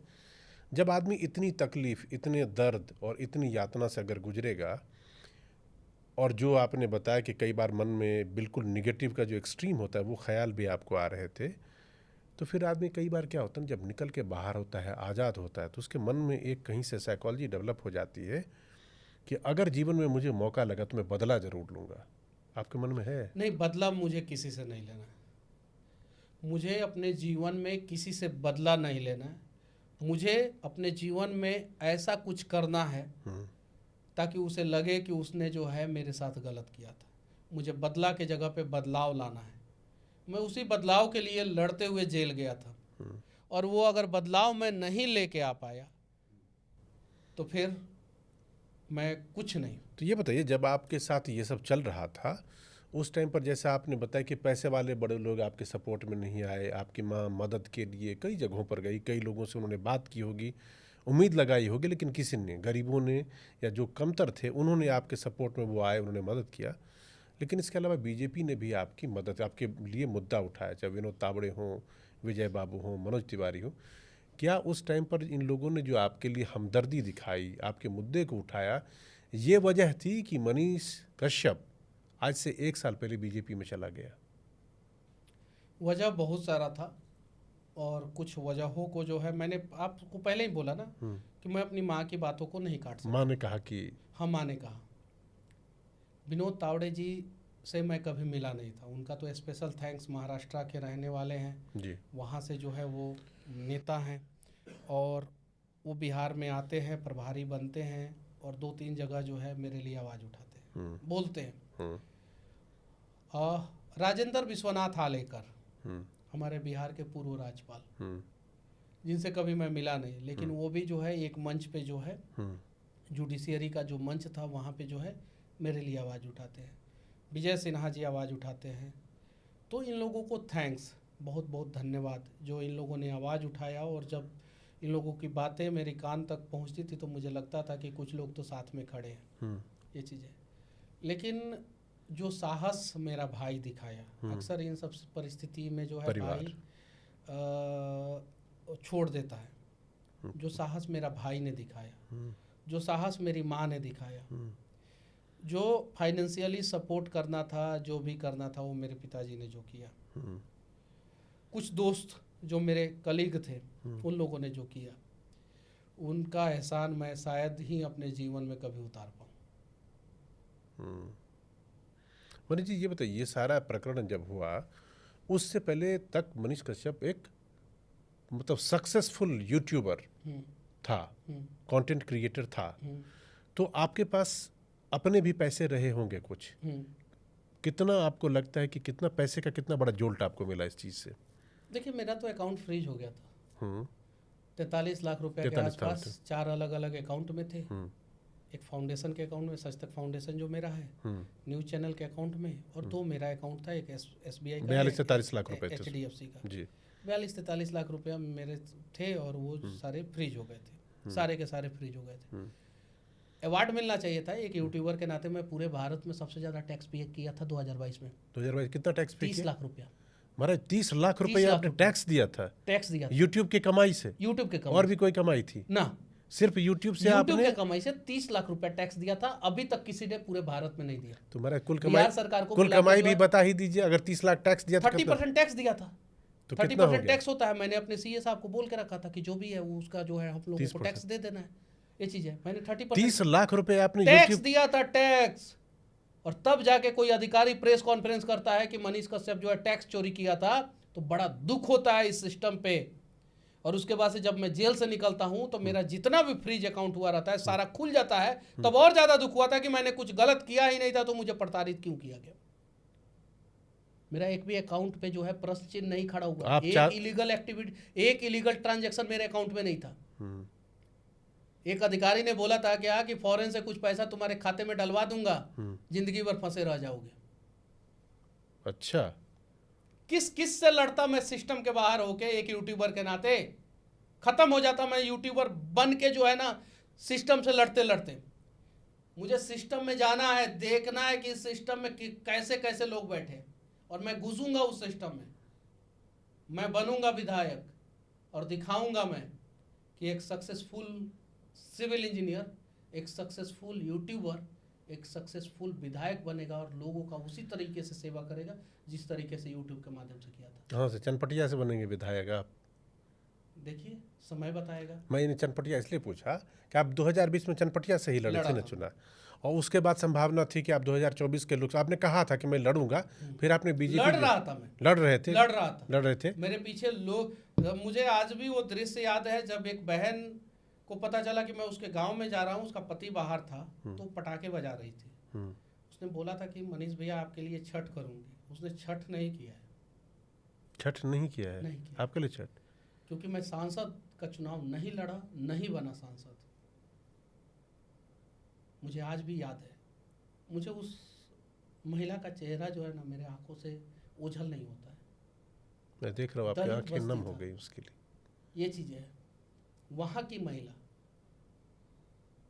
आज भी बेचैन हो जाता हूँ। कभी कभी लोग कहते हैं उटपटांग काम करता है, सभ्य समाज के सभ्य लोग कहते हैं, अरे किसके लिए करता है उटपटांग काम? जब हमारे नालंदा में तमिलनाडु से एक डेड बॉडी आएगा तो गुस्सा आएगा मुझे। जब हमारे बिहारी पे बिहारी गोली चलाएंगे तो गुस्सा आएगा। जब हमारे बिहार को जो है कोई IAS या IPS लूटेगा तो मनीषवा को गुस्सा आएगा। और जब बिहार में बाढ़ आएगा और बिहार डूबेगा, चीखेगा, चिल्लाएगा तो मनीषवा को गुस्सा आएगा। और ये इस गुस्से में कभी कुछ अच्छा होगा, कभी कुछ बुरा होगा, वो मैं जानता हूं। तो कहने का गुस्सा तो फिर कंट्रोल करना पड़ेगा ना। आप अगर कह रहे कि कुछ अच्छा होगा कुछ बुरा होगा, तो बुरा तो होना नहीं चाहिए। बुरा भ्रष्टाचारियों के लिए होगा। अच्छा, बुरा भ्रष्टाचारियों के लिए, और अच्छा जो है अच्छे लोगों के लिए होगा। मुझे पता है कि कुछ लोगों के आंखों में खटकता हूं, वो इसलिए कि उनका विचारधारा मेरे से मैच नहीं करता है। वो इसलिए कि आज वो सोचते हैं कि मनीषवा इस मुकाम पे क्यों पहुंचा, या वो इसलिए वो सोचते हैं कि इन भ्रष्टाचारियों को मनीषवा रेलता क्यों है। जब हमारे बिहार में पुल गिरेगा और उस पुल के नीचे आम आदमी का सपना दफन होगा, तो ये मनीषवा आवाज उठाएगा। महाराज एक बात बताइए, आप जब जाते हैं और मैं आपका वीडियो देखता हूँ, आप रेलने लगते हैं सिस्टम के अगेंस्ट। इंजीनियर कहाँ है? एक मैं देख रहा था पुल गिर गया था, वहाँ पे आप पहुँचे, पूछे इंजीनियर कहाँ है, दिखाइए, आप कौन है, सबसे पूछे जा रहे हैं। सिस्टम पे सवाल है, किसी व्यक्ति के लिए नहीं है कि फलाना। ये सब चीज़ जब आप करते हैं और आप पार्टी के नेता भी हैं, आपको पार्टी वार्टी से कभी नहीं आता घुमा फिरा के, ए भाई बाकी सब तो ठीक है, सब क्या कर रहे हो, सरकार अपनी है। आएगा तो देखेंगे। अभी तक नहीं आया आपके पास? आता भी होगा तो देख लेते होंगे। अच्छा, लेकिन काम वही करेंगे जो बिहार हित में होगा, उसमें कोई कंप्रोमाइज नहीं, उसमें किसी से कोई कॉम्प्रोमाइज नहीं, काम वही करेंगे। अगर पत्रकारों पे एफआईआर होगा तो मनीषवा जो है आवाज़ उठाएगा, बिहार को कोई लूटेगा तो मनीषवा आवाज़ उठाएगा, बस ये चीज़ें हैं। अब क्या झेलना है, अब कितना झेलेंगे? जितना झेलना था उतना झेल लिए। जो कष्ट झेलना था, अब उससे ज़्यादा कष्ट ज़िंदगी में कभी नहीं आने वाला है मेरे ज़िंदगी में। मैं भी थोड़ा बहुत जो है इन लकीरों को मानता हूँ, हाथ की लकीरों को। हाँ, तो हाथ की लकीर आपकी क्या बता रही है? बता रही है कि उससे ज़्यादा कष्ट अब जीवन में कभी नहीं झेलना है। अच्छा, हाँ, लेकिन ये लकीर इतना जरूर बता रहा है कि जीवन भर तुम्हें लड़ना है। अच्छा, फाइट करना है, फाइट करना। तो आपने अभी कहा ना कि मैं तो डरूंगा नहीं, मैं लड़ूंगा, और वो भी सिस्टम का हिस्सा बन के, विधायक बनूंगा तब लड़ूंगा, तब काम नहीं, अभी भी लड़ रहा हूँ, लेकिन सिस्टम के बाहर लड़ते लड़ते मैं थक जाऊंगा और उतना नहीं कर पाऊंगा जितना सिस्टम के अंदर घुस के कर पाऊँ। आज भी जब मैं अपने घर पे जाता हूँ तो 500,000 लोग आते हैं, सुबह से लेके शाम तक कोई ना कोई आता है। कोई बोलता है मनीष भैया कान में आपसे बात करना है, कोई बोलता है मनीष बाबू इधर आइए ना बात करना है, कोई पर्सनल समस्या लेके आता है, कोई पब्लिकली समस्या लेके आता है। आप पता कर सकते हैं, जब भी मैं घर जाता हूँ, जब भी इतने सारे लोग समस्या लेके आते हैं। कुछ लोगों के समस्याओं का समाधान होता है, कुछ लोगों का समस्या का समाधान नहीं कर पाता हूँ, क्योंकि सिस्टम के मैं अभी इस पार हूँ, उस पार नहीं हूँ। जिस दिन सिस्टम में हो जाऊंगा, सिस्टम के इस पार के सब तो आप बीजेपी के लीडर हैं, बीजेपी के नेता हैं। आपको दिल्ली में जिस तरीके से आप पार्टी में शामिल हुए थे, बहुत अच्छे से आपको शामिल करवाया गया, तो फिर आप सिस्टम के इस पार कैसे हुए? एकदम इस पार है। कैसे? हमारे पास कोई संवैधानिक पद नहीं है। मतलब पद नहीं, आप कार्यकर्ता तो पार्टी के हैं ना।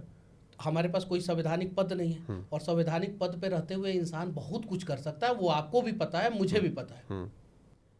जब प्रधानमंत्री, फिर तो आप पे दूसरा एलिगेशन लोग लगा देंगे, कह देंगे मनीष कश्यप जो है, ये मनीषवा जो है, इसको लालची है। हाँ, लालची, इसको पद चाहिए कॉन्स्टिट्यूशनल। खाली नेता का बेटा को पद चाहिए, खाली लालू का बेटा का सपोर्ट कीजिएगा आप लोग। खाली तेजस्वी सपना देख सकते हैं विधायक, सांसद और मंत्री और प्रधानमंत्री बनने का, मुख्यमंत्री बनने का। मनीषवा देख लिया तो लालची हो गया। खाली ये सपना देखने का अधिकार जो है करुणानिधि का बेटा जो है एमके स्टालिन को है, एमके स्टालिन का बेटा जो है वो उदयनिधि स्टालिन को है। मनीषवा ये सपना देख लिया तो गलत कर दिया। एक गरीब का लड़का अगर विधायक, सांसद, मंत्री बनने का सपना देख रहा है तो वो लालची हो गया। ये समाज को नजरिया बदलना होगा, और हर गरीब का बेटा सपना देखेगा, विधायक बनेगा, सांसद बनेगा। क्यों नहीं बनेगा?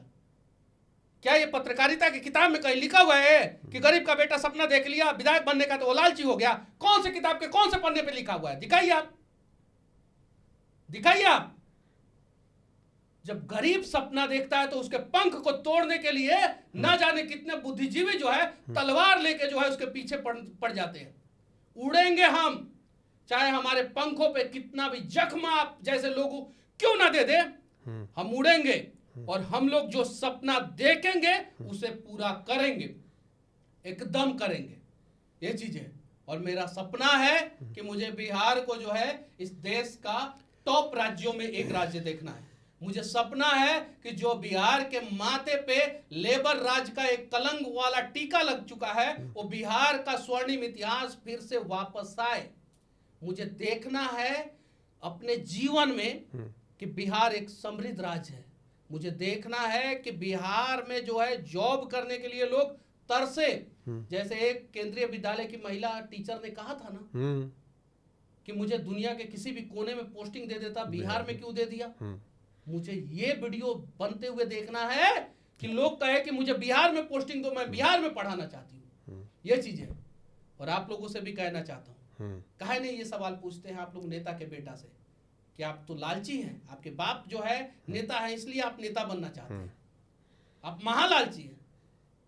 एक फौजी का बेटा सपना देख लिया विधायक बनने का, सांसद बनने का, तो उससे तो ये सवाल पूछ लेते हैं उम्मीद है कि आप अपने पॉडकास्ट पे किसी नेता के बेटा को बुलाएंगे। चलिए, आपकी सलाह मान ली। अगली बार कोई नेता पुत्र अगर बैठेंगे तो उनको भी पूछेंगे, भाई राइट आपको जो है जन्मजात कैसे मिल गया, जनता के बीच में जाके क्यों नहीं आप पहले अपने आप को साबित करते हैं, उसके लिए काम करते हैं। अगर मैं उन लोगों से कम टैलेंटेड हूँ, मैं पब्लिक फिगर अगर नहीं हूँ, मैं लोगों की सेवा नहीं कर सकता हूँ, तो मेरा अधिकार नहीं है। लेकिन अगर ये सारा गुण है मेरे अंदर, तो मेरा अधिकार तो बनता है। तो भाई एक बात बताइए, कोई नेता का बेटा छीन ले, ये ऐसा होने नहीं दूंगा। तो मनीष भाई एक बात बताओ मुझे, आपने संवैधानिक पद की बात की कि जाहिर सी बात है, जब किसी के पास संवैधानिक पद होता है तो उसके पास बहुत सारी शक्तियां होती है, जिसका सही इस्तेमाल करे तो समाज का, राज्य का, लोगों का विकास हो सकता है, हित हो सकता है। अब राज्य के कॉन्टेक्स्ट में अगर मैं बात करूंगा तो सबसे बड़ा संवैधानिक पद एक तरह से मुख्यमंत्री का है, ठीक है। तो मनीष कश्यप क्या मुख्यमंत्री बनना चाहता है? एक दिन बनेगा मुख्यमंत्री बिहार का? मैंने तो अभी अपना चंपारण के बारे में सपना देखने की बात आपने की, मैं इसलिए पूछा। मनीष कश्यप बिहार के मुख्यमंत्री बनने का सपना देखता है। जीवन में जहां तक रास्ता दिखे वहां तक चलना चाहिए।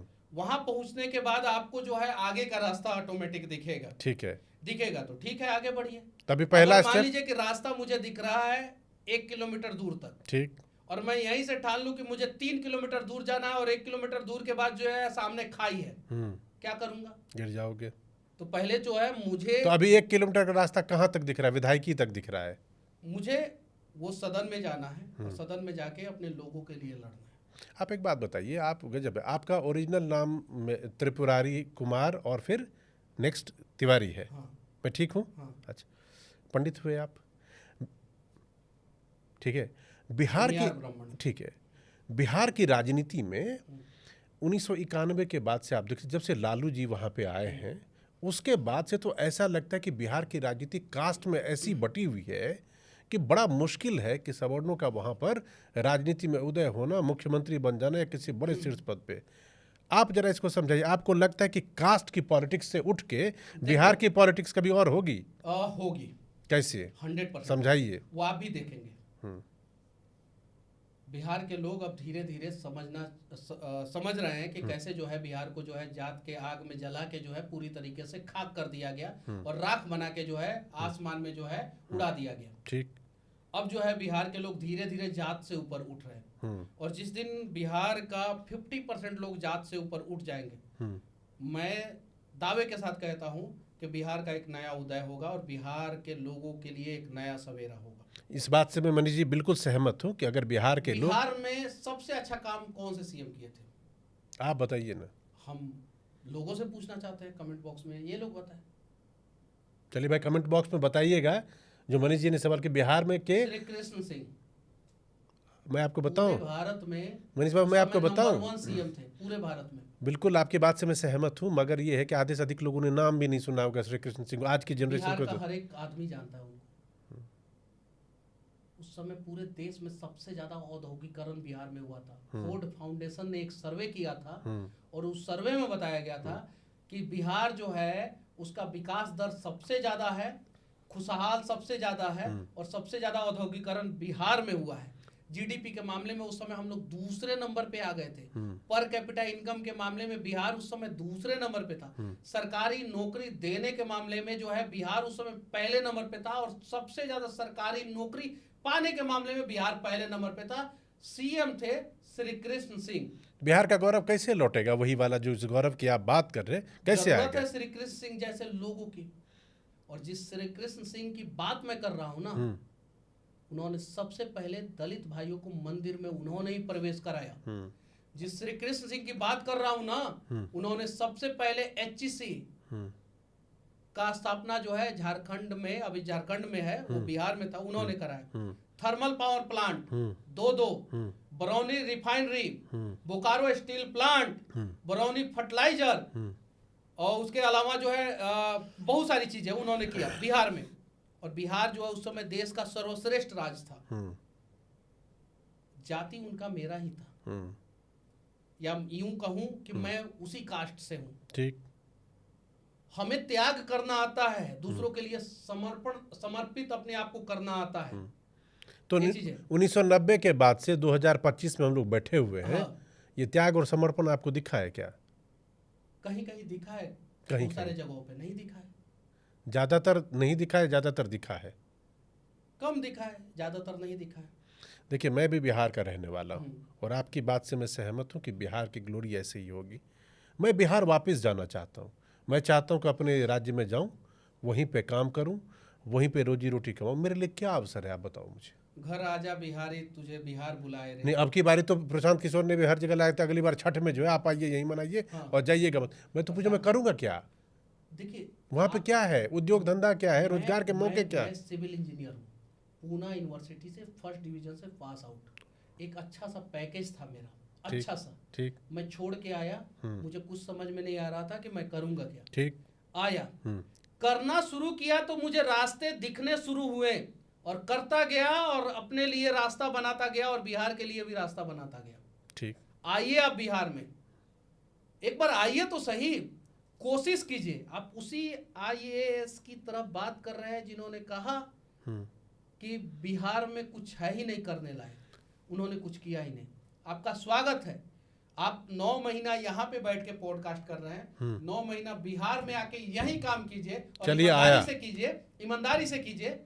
आपके पास जो है पैसा होगा, इज्जत होगा और आपका अपना नाम होगा, तीनों चीज होगा। आइए बिहार, स्वागत है आपका। आप इस मामले में किसी के लिए गाइड, किसी के लिए रास्ता दिखाने वाले, किसी के पथ प्रदर्शक हो सकते हैं। उसकी वजह यह है कि उस विवाद से पहले तक आपके कितने मतलब सब्सक्राइबर और फॉलोअर थे? जरा अलग अलग चैनलों, मेरे ख्याल से कई, याद नहीं होगा लेकिन 6-7 मिलियन से तो ज्यादा मेरे अपने पे थे। आपके अपने जो Manish Kashyap son of Bihar, jail जाने से पहले टोटल 15 मिलियन से ज्यादा सब्सक्राइबर जो है यूट्यूब पे थे। 15 मिलियन अलग अलग चैनलों पे। मेरा बहुत सारा शॉर्ट्स का अलग चैनल होता था, लॉन्ग का अलग चैनल होता था, ब्लॉग का अलग चैनल होता था। 8 चैनल थे जिसमें 5 का जो है silver play, golden play button आ चुका था। अच्छा, हाँ, 5 का गोल्डन प्ले था। हाँ, एक का जो है जेल गया तब आया। अच्छा, ये चीज है। और मेरे पास 10 से ज्यादा सिल्वर प्ले बटन था, मतलब 16 के करीब। नहीं तो 10 में से कुछ का गोल्डन भी आ गया। अच्छा, गोल्डन भी आ गया। जिसका गोल्डन आया था उसका सिल्वर तो होगा ही। ये चीज है। तो ये चीज है। और फेसबुक पे भी जो है मेरे जो है वो 4 मिलियन से ज़्यादा फॉलोअर थे, अभी 5 मिलियन है। 5 मिलियन है। और मैं ग्राउंड रिपोर्टिंग सिर्फ करता था, नेताजी वोताजी लोगों का इंटरव्यू नहीं, ग्राउंड रिपोर्टिंग, सिर्फ ग्राउंड रिपोर्टिंग। हमने देखा है, लोगों ने प्यार दिया, भर भर के प्यार दिया। 1.5 साल तो किया ही था, तब तक जेल चला गया। ये बताइए आपका 17-18 महीना तो किया ही था। 17-18 महीने का ही नतीजा था, जो भी लोगों का प्यार। मेन रिपोर्टिंग जो है 17-18 महीना ही किया था, उसके बाद जेल चला गया। आप ये बताइए, आपका जब मैं चैनल वीडियो देख रहा था उसमें एक बड़ा दिलचस्प है, आपका अपना नाम तो है ही जिसमें सन ऑफ बिहार आप लिखते हैं, उसके अलावा आपके चैनल का नाम सच तक था। सच तक था, ठीक है। उसके अलावा क्या है कि आप जिस तरह से चीज़ों को करते हैं, मैं उसको इस तरह से कोरिलेट करता हूँ, क्योंकि देखिए मैं आज तक में काम करता था, तो जब मैंने सच तक देखा तो मेरे को पहली बार कान में जो आवाज़ आई वो लगा सच तक आज तक, मतलब कुछ उसी की प्रतिध्वनि है, मे भी कुछ से इंस्पायर्ड हो सकता है। फिर जब मैंने आपके वीडियोज़ देखे तो मैंने देखा कि इसकी रिपोर्टिंग करने का मनीष बाबू का अंदाज तो बिल्कुल वैसे ही है जैसे रिपब्लिक में भी मैंने काम किया हुआ है। तो मुझे लगा तो अर्नब जिस तरह से काम करते हैं, अर्नब गोस्वामी जो है स्टूडियो में जो काम करते हैं, मैं ग्राउंड पे करता था। ठीक है। तो मैंने कहा ये तो 2 हो गया कि एक आज तक वाला एक ब्रांड इमेज, उसके बाद स्टाइल जो कि लोगों को पसंद आता है अर्नब, और तीसरा उसको आप डिनाई हो सकता है कर लें कि मनीष कश्यप जिन तार जिन नब्ज को पकड़ के काम करता है वो वही है जो लालू यादव ने कभी किया था। जनता की आवाज़ को छूना और ऐसा बताना और ऐसे कहना कि तुम्हारे लिए हम हितैषी हैं और फिर आके उसके लिए खड़ा हो जाना और फिर उसको भी लगे कि मैं एम्पावर्ड हूँ। ये तीनों का कॉम्बो ऐसा था कि आप 18-20 महीने में, जैसा आपने बताया 17-18 महीने, वही इतनी में आप रॉकेट हो गए। 15 मिलियन का मतलब बहुत समझ रहे, 1.5 करोड़ लोग हुए, 1.5 करोड़ आपके चाहने वाले। इतने में तो 15 विधायक खड़े हो जाए महाराज। देखिए अब कैसे हुआ, है इंस्पायर्ड थे आप? आज तक से इंस्पायर्ड होकर नाम रखा था या ऐसे ही रखा था? ऐसे ही रखा था। और जो स्टाइल था आपका काम करने का, उसमें कहीं से था, इम्प्रिंट था कि भाई इस तरह का मुझे ठीक लगता है ऐसे करना? ग्राउंड रिपोर्टिंग करते गया, नॉलेज था, काउंटर सवाल जो है जबरदस्त करता था मैं। काउंटर सवाल आपको क्या डर नहीं लगता था भाई इसे पूछो? मैं देख रहा था कि ऑफिस में आप पूछ गए, एक अधिकारी से पूछ रहे कि महाराज बताइए इसका काम क्यों नहीं हो रहा है, आपने पैसे लिए, इन्होंने बताया बताओ कितना लिया है, तो आपको लगा नहीं कि डर के आगे जीत है? डर के आगे जीत है एकदम बिल्कुल। और हम लोग जो है स्वतंत्रता सेनानी के परिवार से हैं। मेरे पिताजी जो है आर्मी में है, दादाजी भी आर्मी में, परदादा जी जो है स्वतंत्रता सेनानी, और माँ तो माँ है, वो तो मेरे लिए पूरी दुनिया से लड़ सकती है। आपका कवच है आपकी माँ। सबका कवच होती है माँ। माँ कभी गलत हो ही नहीं सकती, चाहे वो मेरी माँ हो, आपकी माँ हो, या दुनिया में किसी भी बेटे की माँ हो। पूत कपूत हो सकता है, लेकिन माता कभी कुमाता नहीं हो सकती है। तो माँ सबकी कवच होती है। कुपुत्रो जाए तो क्वचिदपि कुमाता न भवति। हाँ, ये चीज़ है। तो माँ सबकी कवच होती है, और मेरी भी कवच माँ। और इतने सारे ऐसा बैकग्राउंड जिसका हो, वो तो लड़ेगा और किसी भी चीज़ से लड़ जाएगा। मेरे अंदर शुरू से ही था, मैं लड़ते गया। अब ये बताइए, अब मैं आ रहा हूँ, आप चूँकि चुनाव बिहार में होने वाले हैं, और आप अब जो मैं सवाल पूछूंगा बीजेपी के नेता के तौर पे मैं पूछ रहा हूँ, और उसका जवाब यूट्यूबर के तौर पे पूछिए तो ज़्यादा कंफर्टेबल महसूस करूंगा मैं। वो इसलिए कि वो यूट्यूबर के तौर पे पूछता ना महाराज, विधायक बन जाने के बाद पूछिएगा। पिछले साल अप्रैल में विधायक बन जाने के बाद अगर पूछिएगा तो ठीक है, तब भी पूछूंगा, तब और कड़वे सवाल नहीं, तब और पूछूंगा बिहार के लिए क्या किया महाराज। 3 महीने हो गए, 6 महीने हो गए, प्रोग्रेस रिपोर्ट काट दीजिए आप। एकदम। लेकिन नहीं, वो इसलिए पूछूंगा क्योंकि पिछले साल इसी अप्रैल महीने में आपने क्या किया था, भगवा पटका जो बीजेपी का आपने पकड़ा पहना था, तो इसलिए वो सवाल लाजमी है। अभी मैं क्या देख रहा हूँ, आप बिहार की जब हम लोग बात करें तो बिहार की बात होती है, जात की राजनीति हो जाती है। और जैसे बीजेपी की बात करिए तो एक हो जाती है हिंदू मुसलमान, ईद है तो भाई हिंदू मुसलमान, रोड पे नमाज नहीं पढ़ने देंगे, नवरात्र हो गया तो मीट बंद कर देंगे। आपकी पार्टी हिंदू मुसलमान वाकई ज़्यादा करते आपको लगता है? नहीं। कैसे? कितना एग्जाम्पल दूँ? 1 2 3 4 5 आप दीजिए ना, आप दीजिए। आप औरंगजेब को पूजा करवाते थे किताबों के माध्यम से, आपकी पार्टी ने हिंदू मुसलमान नहीं किया। आप अकबर का महिमा मंडन करते थे, चंद्रगुप्त मौर्य का नहीं, सम्राट अशोक का नहीं, शिवाजी का नहीं, महाराणा प्रताप का नहीं। आपकी पार्टी जो है हिंदू मुसलमान नहीं करती थी। अब भागलपुर में इतना बड़ा दंगा करवा दिए थे जिसमें कितने लोग मारे गए, आपकी पार्टी हिंदू मुसलमान नहीं करती थी। आपने जो है कश्मीर से कश्मीरी पंडितों को भगा दिया। आप जब कह रहे हैं, आपका संबोधन किसके लिए है? कांग्रेस के लिए है, विपक्ष के लिए है। ठीक। ममता बनर्जी की सरकार जिस बंगाल में, वहाँ हिंदुओं के साथ किस प्रकार से दुर्व्यवहार किया जा रहा है, उस वहाँ पे हिंदू मुसलमान नहीं हुआ। देश का बंटवारा जो है हिंदू मुसलमान के तर्ज पे नहीं हुआ। मुसलमान को मुसलमान देश चाहिए था, इसलिए मुसलमानों के लिए मुस्लिम देश एक नहीं 2-2 बना दिया गया। हिंदुओं के लिए कोई देश नहीं बनाया गया, हिंदू मुसलमान के लिए नहीं हुआ। मुसलमानों के लिए स्पेशली हितैषी जवाहरलाल नेहरू ने 2 देश बनवा दिया। आप हिंदू मुसलमान नहीं करते थे। और जो पार्टी 42% उज्ज्वला योजना के तहत बेनिफिट मुसलमानों को दे देती है, प्रधानमंत्री आवास योजना के तहत 40% से ज्यादा पक्के का घर जो है मुसलमानों के लिए बना देती है, 40% से ज्यादा शौचालय जो है मुसलमानों के लिए बना देती है, 1 बीघा जमीन में एक हिंदू को जो है 2000 रुपया प्रधानमंत्री किसान समृद्धि योजना के तहत मिलता है, उसी 1 बीघा जमीन में 20 गो मुसलमान लोग 1-1 कट्ठा जमीन का खतियान दिखा दिखा के जो है ना 40,000 रुपया किसान समृद्धि योजना के तहत ले लेते हैं। और जो पार्टी मुसलमानों का जीवन स्तर उठाती है, उस पार्टी पे आप हिंदू मुसलमान का आरोप लगाते हैं। नहीं, वो आरोप इसलिए लगता है ना बाबा कि अगर मान लीजिए सड़क पे नमाज है और उस पर कहा जाए कि पासपोर्टें रद्द कर देंगे, पासपोर्टें जब्त कर लेंगे, तो लोग तो पूछेंगे ना कि भाई कांवड़ यात्रा भी निकलती है, गणपति भी निकलता है, तो ये भी सालों से कोई नया तो कर नहीं रहे काम, ये तो सालों से रवायत चल रही है, तो चलने दो। देखिए, कांवड़ यात्रा एक पर्टिकुलर टाइम पे निकलता है, गणपति एक पर्टिकुलर टाइम पे निकलता है। ठीक। ईद के लिए आपको जो है वो बेनिफिट दिया जा सकता है, लेकिन हर शुक्रवार का 52 गो नमाज साल में सड़क पे पढ़ने के लिए नहीं दिया जाएगा बेनिफिट। मतलब या तो आप अपने घर में कीजिए, और नहीं तो फिर 52 गो साल में जो है मंगलवार भी आता है, शनिवार भी आता है, भगवान शिव का दिन सोमवार भी आता है, सूर्य का दिन रवि का दिन जो है वो रविवार भी आता है, माँ संतोषी का दिन वो शुक्रवार भी आता है, बृहस्पति का दिन भी आता है, भगवान बृहस्पति का, और उसके बाद से गणपति का दिन कुछ लोग जो है बुधवार को मानते हैं, कुछ लोग अलग अलग देवताओं का दिन जो है बुधवार मानते हैं। तो फिर सड़क पे जो है तो आप कह रहे हैं कि ईद वीद जैसे मौके पे हो रहा है तो होने दो, लेकिन ये जुम्मे वाला जो है, हाँ ये तो बंद होना चाहिए। ये बंद होना चाहिए। आप स्टेशन के ट्रैक पे बैठ के जो है जुम्मा का नमाज पढ़िएगा, ट्रेन रोक के। आप जंगल में जो है, उत्तराखंड के जंगलों में जो है कहीं भी मजार बना दीजिएगा, खुदाई होगा तो नीचे कुछ नहीं मिलेगा। आप सड़क के बीच में मजार बना दीजिएगा। हमें विकसित भारत चाहिए, हमें विकलांग भारत नहीं चाहिए। विकलांग भारत बनाने की कोशिश हो रही है, कांग्रेस ने की थी विकलांग भारत। कश्मीर को विकलांग बना दिया, नॉर्थ ईस्ट को विकलांग बनाने का प्रयास किया।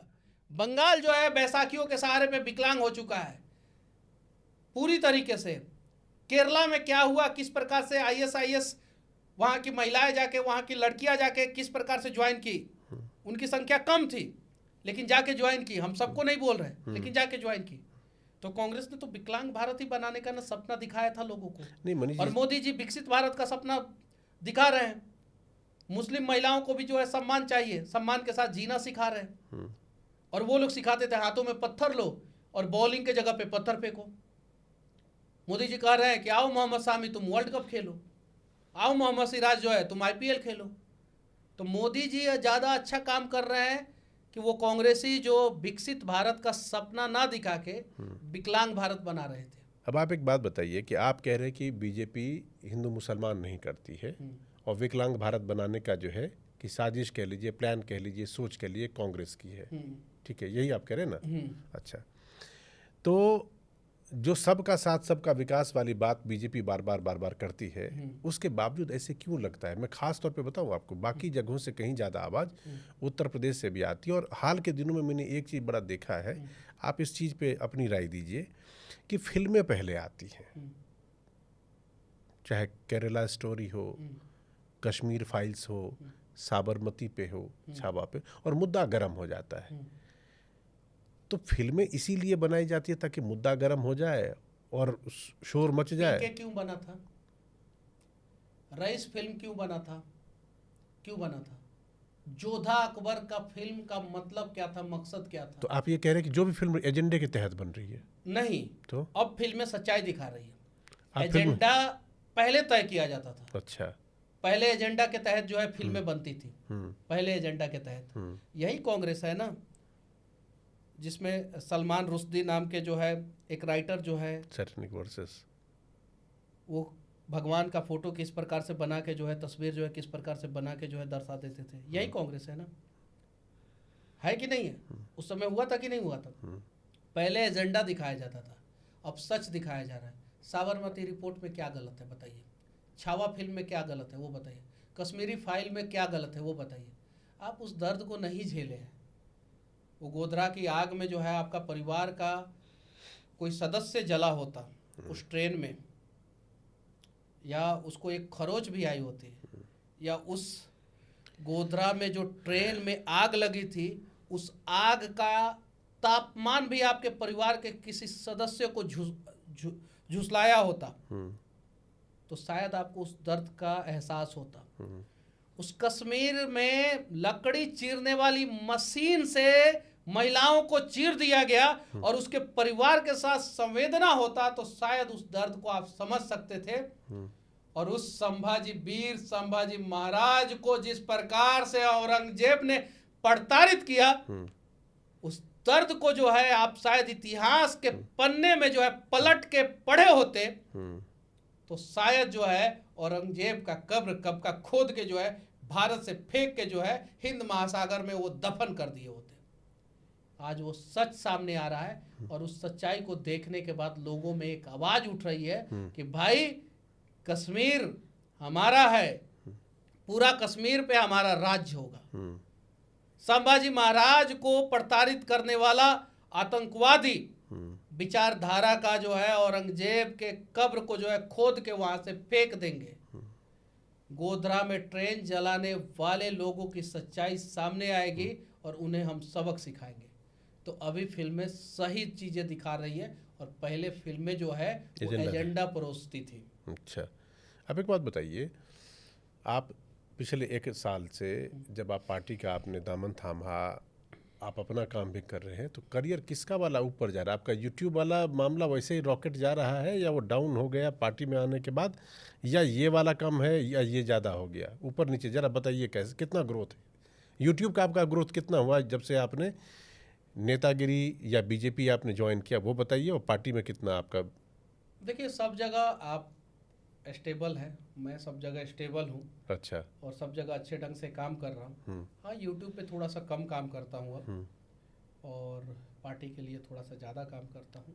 पार्टी में टाइम आपका जाता होगा, तो यूट्यूब पे जाहिर सी बात है आपका थोड़ा। अभी अगर मतलब कि मैं यूँ कहूँ तो यूट्यूब का काम जो है 30% है, 70% पार्टी के लिए, तो 30% हो गया यूट्यूब का काम, 70% पहले 100% यूट्यूब का था। ठीक है। अपना काम जो है, आप तो एलिजिबल बैचलर भी हैं महाराज। मम्मी नहीं कहते कि मनीष तुम्हारा शादी ब्याह कर देते हम? आपके सवाल को लोग जो है दूसरे तरीके से ले सकते हैं कि अपना काम मतलब कि एलिजिबल बैचलर का अपना काम क्या होता है? अरे घर परिवार की भी जिम्मेदारी होती है। अरे तो मम्मी की जिम्मेवारी है। तो मम्मी की जिम्मेदारी है, तो मम्मी कब तक ढोएगी लड़के को? लड़का बड़ा हो गया है, तो बड़ा लड़का क्या करता है? तो बड़ा लड़का कभी मम्मी का भी तो ध्यान रखेगा। तो रखता हूँ मैं। कैसे रखते हैं महाराज? अकेले कितने दिन रखेंगे? आप कहते हैं कि आप 70% पार्टी के काम से प्रचार करते रहते हैं, मम्मी की उम्र नहीं होगी तो मम्मी को कौन देखेगा? अच्छा, देखने के लिए बुला लूंगा। अरे देखने सब जगह थोड़े ले जाओगे। शादी ब्याह कब करो ये बताइए आप? करेंगे, शादी तो करेंगे। लड़की देख ली है? माँ जिससे बोलेगी उससे शादी कर लेंगे। एक लड़की बीच में मैंने देखा, कोई थी भारती वार्ती करके। नहीं, अनेकों। इंस्टाग्राम पे मैसेज खोल के दिखा देंगे। इंस्टाग्राम पे मैं तो क्या क्या ऑफर देती है, जरा बताइए किस तरह से क्या क्या कहती है? किस तरीके का ऑफर आप सुनना चाहते हैं? नहीं मतलब कि मनीष शादी कर लो, नहीं तो मैं आ जाऊंगी घर, मनीष शादी कर तो मैं मम्मी को पकड़ लूंगी। बहुत सारी लड़कियों ने तो टैटू बनवा रखा है। और अब जो आप बार बार तो इंस्टाग्राम पे क्या लिखा है? I love you Manish. अरे एक तो वीडियो इतना गंदा बना दिया था एक AI से। अच्छा। कि एक लड़की को मैं किस कर रहा हूँ। अरे बाबा, वीडियो है वो, मैं आपको दे दूंगा। दे दीजिएगा। डीप फेक, AI से डीप फेक, ये चीज है। आप इस चीज को समझ सकते हैं, हम इस चीज को समझ सकते हैं। वो भी लिप किस, ओ तेरी, ये चीज है। तो ये अम्मा के पास पहुंच जाए तो बेचारे पीट लेगी यार। कहाँ तुम? नहीं, मेरी माँ भी समझ ही सकती है ये चीजें, लेकिन परिवार के पास ये चीजें नहीं पहुंचती। तो आप एक बार बताइए, बार बार जब आप मम्मी का जिक्र करते हैं ना, तो लड़की लोग तो नस पकड़ लेगी कि अच्छा इसका कमजोर जो है मामला वहाँ, अगर मम्मी को सेट कर लिया तो मनीष को तो एकदम सेट 1 मिनट में कर देंगे। अरे 2-3 ऐसी लड़की है जो अच्छा। मेरी मम्मी को बहुत ज़्यादा फ़ोन करने लगी। बाद में मम्मी का नंबर बदलना पड़ा। अभी 3-4 महीना पहले मम्मी का नंबर बदल दिया मैं। अच्छा। बहुत ज़्यादा फ़ोन, ये चीज़ है। कब करोगे शादी विधायक बन के? नहीं, विधायक जी की शादी में हम लोग जाएंगे, आखिर मनीष बाबू की शादी में जाएंगे। गुड़ लाइए, शक्कर लाइए और पानी लाइए, पिलाता हूँ मैं भैया को। किसमें जाना है ये तो बताओ, मतलब सीधा समझ, विधायक की शादी में जाएंगे ना? कुछ सपने हैं, उसे पूरा करना है, उसके बाद से शादी कर लेंगे। देखो भैया, ऐसा है ना, आप 30 लाख रुपया जो आदमी टैक्स दे रहा हो 1 साल का। नहीं, 1 ही साल दिया था, उसके बाद से तो मैं जेल चला गया। एक साल भी भाई पैसे दिए ना, 30% टैक्स। और अभी भी आपके चाहने वालों की संख्या 15 करोड़ से कम नहीं है, तो पैसे तो आप कमाते होंगे। 20 मिलियन, 20 करोड़ नहीं सॉरी 20 मिलियन, 20 मिलियन वही 2 करोड़। तो 2 करोड़ लोग आपको चाहने वाले हैं, तो पैसे तो आप कमाते होंगे, चाहे पहले के मुकाबले बेशक कम हो गया होगा क्योंकि आप काम कम कर पाते हैं। तो लड़की तो शादी तो करनी चाहिए ना महाराज। यानी कहने का मतलब है कि लड़कियां जो है पैसे की लालची होती है। पैसे की ना ये नहीं, लड़कियां अपना एक सिक्योर भविष्य सोचती है। वो सोचती हैं कि मनीष बाबू तो घर से ज्यादा पार्टी के काम में व्यस्त रहेंगे, तो घर परिवार चलाने के लिए पैसे की दिक्कत तो ना होनी चाहिए ना। तो मैं भी देखूंगा, अगर कोई खूब बड़ी अधिकारी, अच्छा, जैसे UPSC क्रैक की हुई कोई, उसे शादी करना है। जैसे आपने बोला कि सिक्योर लाइफ चाहिए। हाँ, सिक्योर लाइफ तो मैं भी वो सिक्योरिटी देखूंगा। हाँ। अगर उस प्रकार की कोई तैयार हो जाए कर लेंगे। तो किस तरह की सिक्योरिटी जरा बताइए, हमने तो बता दिया भाई, मजाक किया था। लड़कियों को जो है सिंपल लड़की चाहिए जो मेरी माँ का ख्याल रख सके, अच्छा, मेरे पिताजी का ख्याल रख सके, अच्छा, मेरे भाई का ख्याल रख सके, ठीक है, मेरे भाई के वाइफ का ख्याल रख सके, ठीक है, मेरे भाई के मतलब पारिवारिक घर को जोड़ के रहे, और दहेज मुझे 1 रुपया नहीं चाहिए। बहुत बढ़िया। ये तो जितने लोग इस पॉडकास्ट को सुन रहे हैं उनको मनीष जी की कई सारी बातों को सीखना और समझना चाहिए। और उसमें से ये जो है ना कि लड़कियों का सम्मान दहेज नहीं लेना है और उसको उचित सम्मान के साथ परिवार में लाना, और वो ऐसियों के परिवार को लेके चले।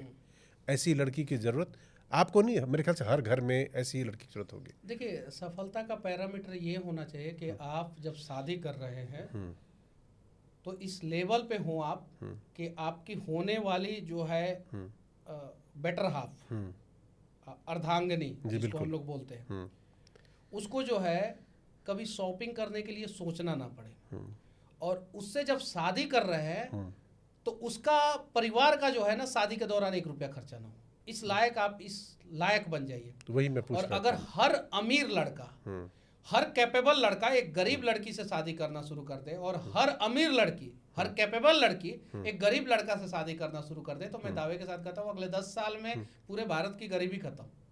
सारा गरीब लड़का जो है किसी अमीर लड़की से शादी कर लेगा, सेट हो जाएगा। सारा अमीर लड़का जो है किसी गरीब लड़की से शादी कर लेगा, गरीब लड़की सेट हो जाएगी। ये चीज है। लेकिन यहाँ पे जो है लेवल देखा जाता है। लड़की के परिवार वाले हमेशा देखते हैं कि हमारे से ऊपर वाला लेवल होना चाहिए हमेशा, और उसी का परिणाम आप देखते हैं, कभी ड्रम होता है, कभी फ्रिज होता है, कभी जो है वो क्या, वो एक बड़ा बिजनेसमैन अरबपति ने बोला है कि हमारी पत्नी जो है डबल एक्सल ट्रिपल एक्सल क्या मंगाती थी, वो रिजल्ट होता है। ये चीजें तो आप जो है शादी कीजिए, अगर लड़का है कैपेबल है तो गरीब लड़की से शादी कीजिए, लड़की है कैपेबल है तो गरीब लड़का। समाज की खाई भी पटेगी, समाज की खाई इस पे काम करना चाहिए। और नेता लोग तो खासकर अपने बेटा का शादी गरीब परिवार में करे और बेटी का शादी करे। ऐसा होता तो नहीं होता, नहीं होता, कहीं नहीं होता है, ऐसा नहीं होता, लेकिन ऐसा करना चाहिए। एक बात बताइए, तो शादी ब्याह के मामले में आपने अपने चाहने वालों की बात बताई कि बहुत सारी जाहिर सी बातें आपको लोग पहचानते हैं, शादी करना चाहते होंगे। आपके एक और चाहने वाले हैं और आपको रंग बिरंगी तरीके से आपकी वो तारीफ करते रहते, नाम है पप्पू यादव। क्या मोहब्बत है उनसे? नहीं, मुझे उनसे कोई शिकवा गिला नहीं है। बस जब वो बुरे समय में थे, जेल गए थे, तो मैंने उनके समर्थन में वीडियो बनाया था। अच्छा, आपने उनके समर्थन में वीडियो? हाँ। जब वो बाढ़ में काम किए थे तो मैंने उनकी प्रशंसा की थी। देखिए, एक बहादुर दोस्त होता है, एक कायर दोस्त होता है, एक बहादुर दुश्मन होता है, एक कायर दुश्मन होता है। तो पप्पू यादव ना बहादुर दोस्त है ना बहादुर दुश्मन है, वो कायर दोस्त हैं और कायर दुश्मन है। पप्पू यादव जब उनके जीवन में जब मुश्किल संकट की घड़ी आई, मुश्किल आई, मनीष कश्यप एक बहादुर दोस्त या बहादुर दुश्मन की तरह या एक बहादुर व्यक्ति की तरह उनके साथ खड़ा रहा। जब मैं जेल गया तो उन्होंने मेरे खिलाफ प्रेस कॉन्फ्रेंस किया और इस प्रकार के एलिगेशन लगाए जिसकी कोई सच्चाई नहीं थी। आपके पे लगा कि पैसा भी खा लिया किसका? अयांश वाले मामले में कुछ? अयांश वाले मामले में? हाँ, ये पप्पू यादव ने कहा था ना।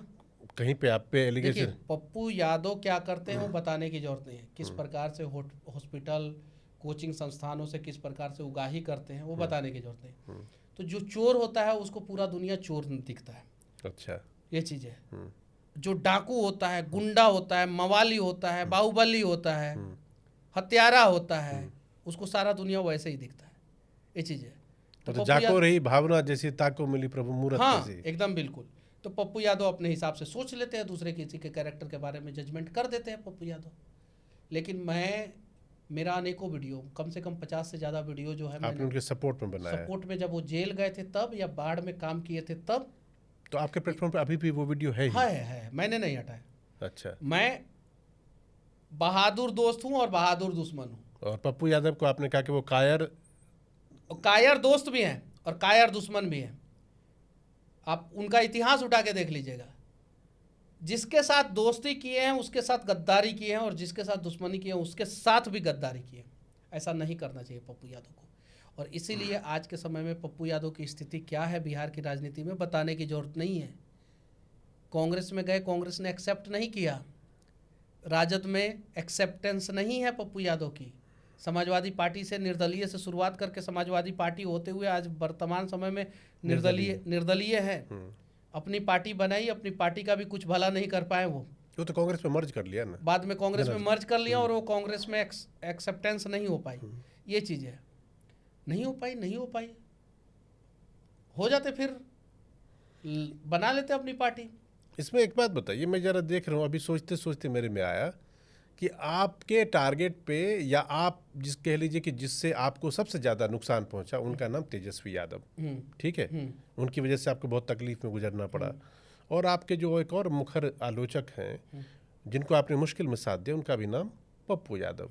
तो ये यादव कुछ खास है क्या? ना, इसमें जाति का कोई हिसाब तो नहीं है? नहीं नहीं नहीं नहीं, ठीक है, ये व्यक्तिगत है। नहीं, मैं इन दोनों यादव भाइयों से पूछना चाहता हूँ, एक बड़े भाई मोटे भाई पप्पू यादव जी से, मोटे भाई, हाँ, ठीक और है। दूसरे भी तो बड़े ही भाई है तेजस्वी यादव जी से, कि आप बिहार से बाहर जो यादव मजदूर हैं उनके लिए क्यों नहीं आवाज़ उठाते? किशनगंज में जो यादवों के साथ अत्याचार हो रहा है वर्तमान समय में भी, उसके लिए आवाज़ क्यों नहीं उठाते हैं? आप सीमांचल में जो यादवों का ज़मीन जो है कुछ बांग्लादेशी टाइप के लोग खरीद रहे हैं, उनके लिए ज़बरदस्ती उनके लिए आवाज़ क्यों नहीं उठाते? ये चीज़ है। और जब मैं ये बात करता हूँ तो बहुत सारे यादव लोग कमेंट बॉक्स में ये अपनी समस्याओं को रखते भी हैं। अच्छा, हाँ, आप सही कह रहे हैं कि हम लोगों को इस प्रकार की समस्याएं हुई है, ये चीज़ें। तो ये ऐसा नहीं है, बस विचारधारा का है।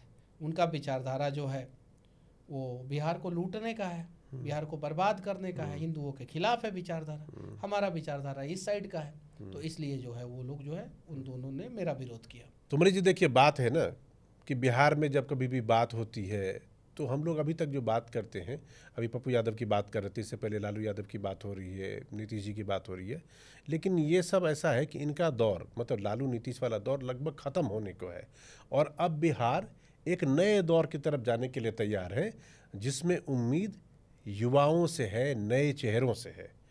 तो जो इसमें मेरा सवाल है कि जो युवा नॉन पॉलिटिकल बैकग्राउंड से आते हैं, जैसे आप हैं, इन युवा का बिहार में क्या भविष्य है?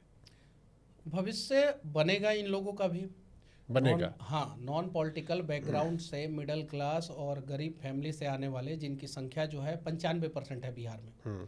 Middle class, below middle class, poor family अगर जोड़ दिया जाए तो 95% है।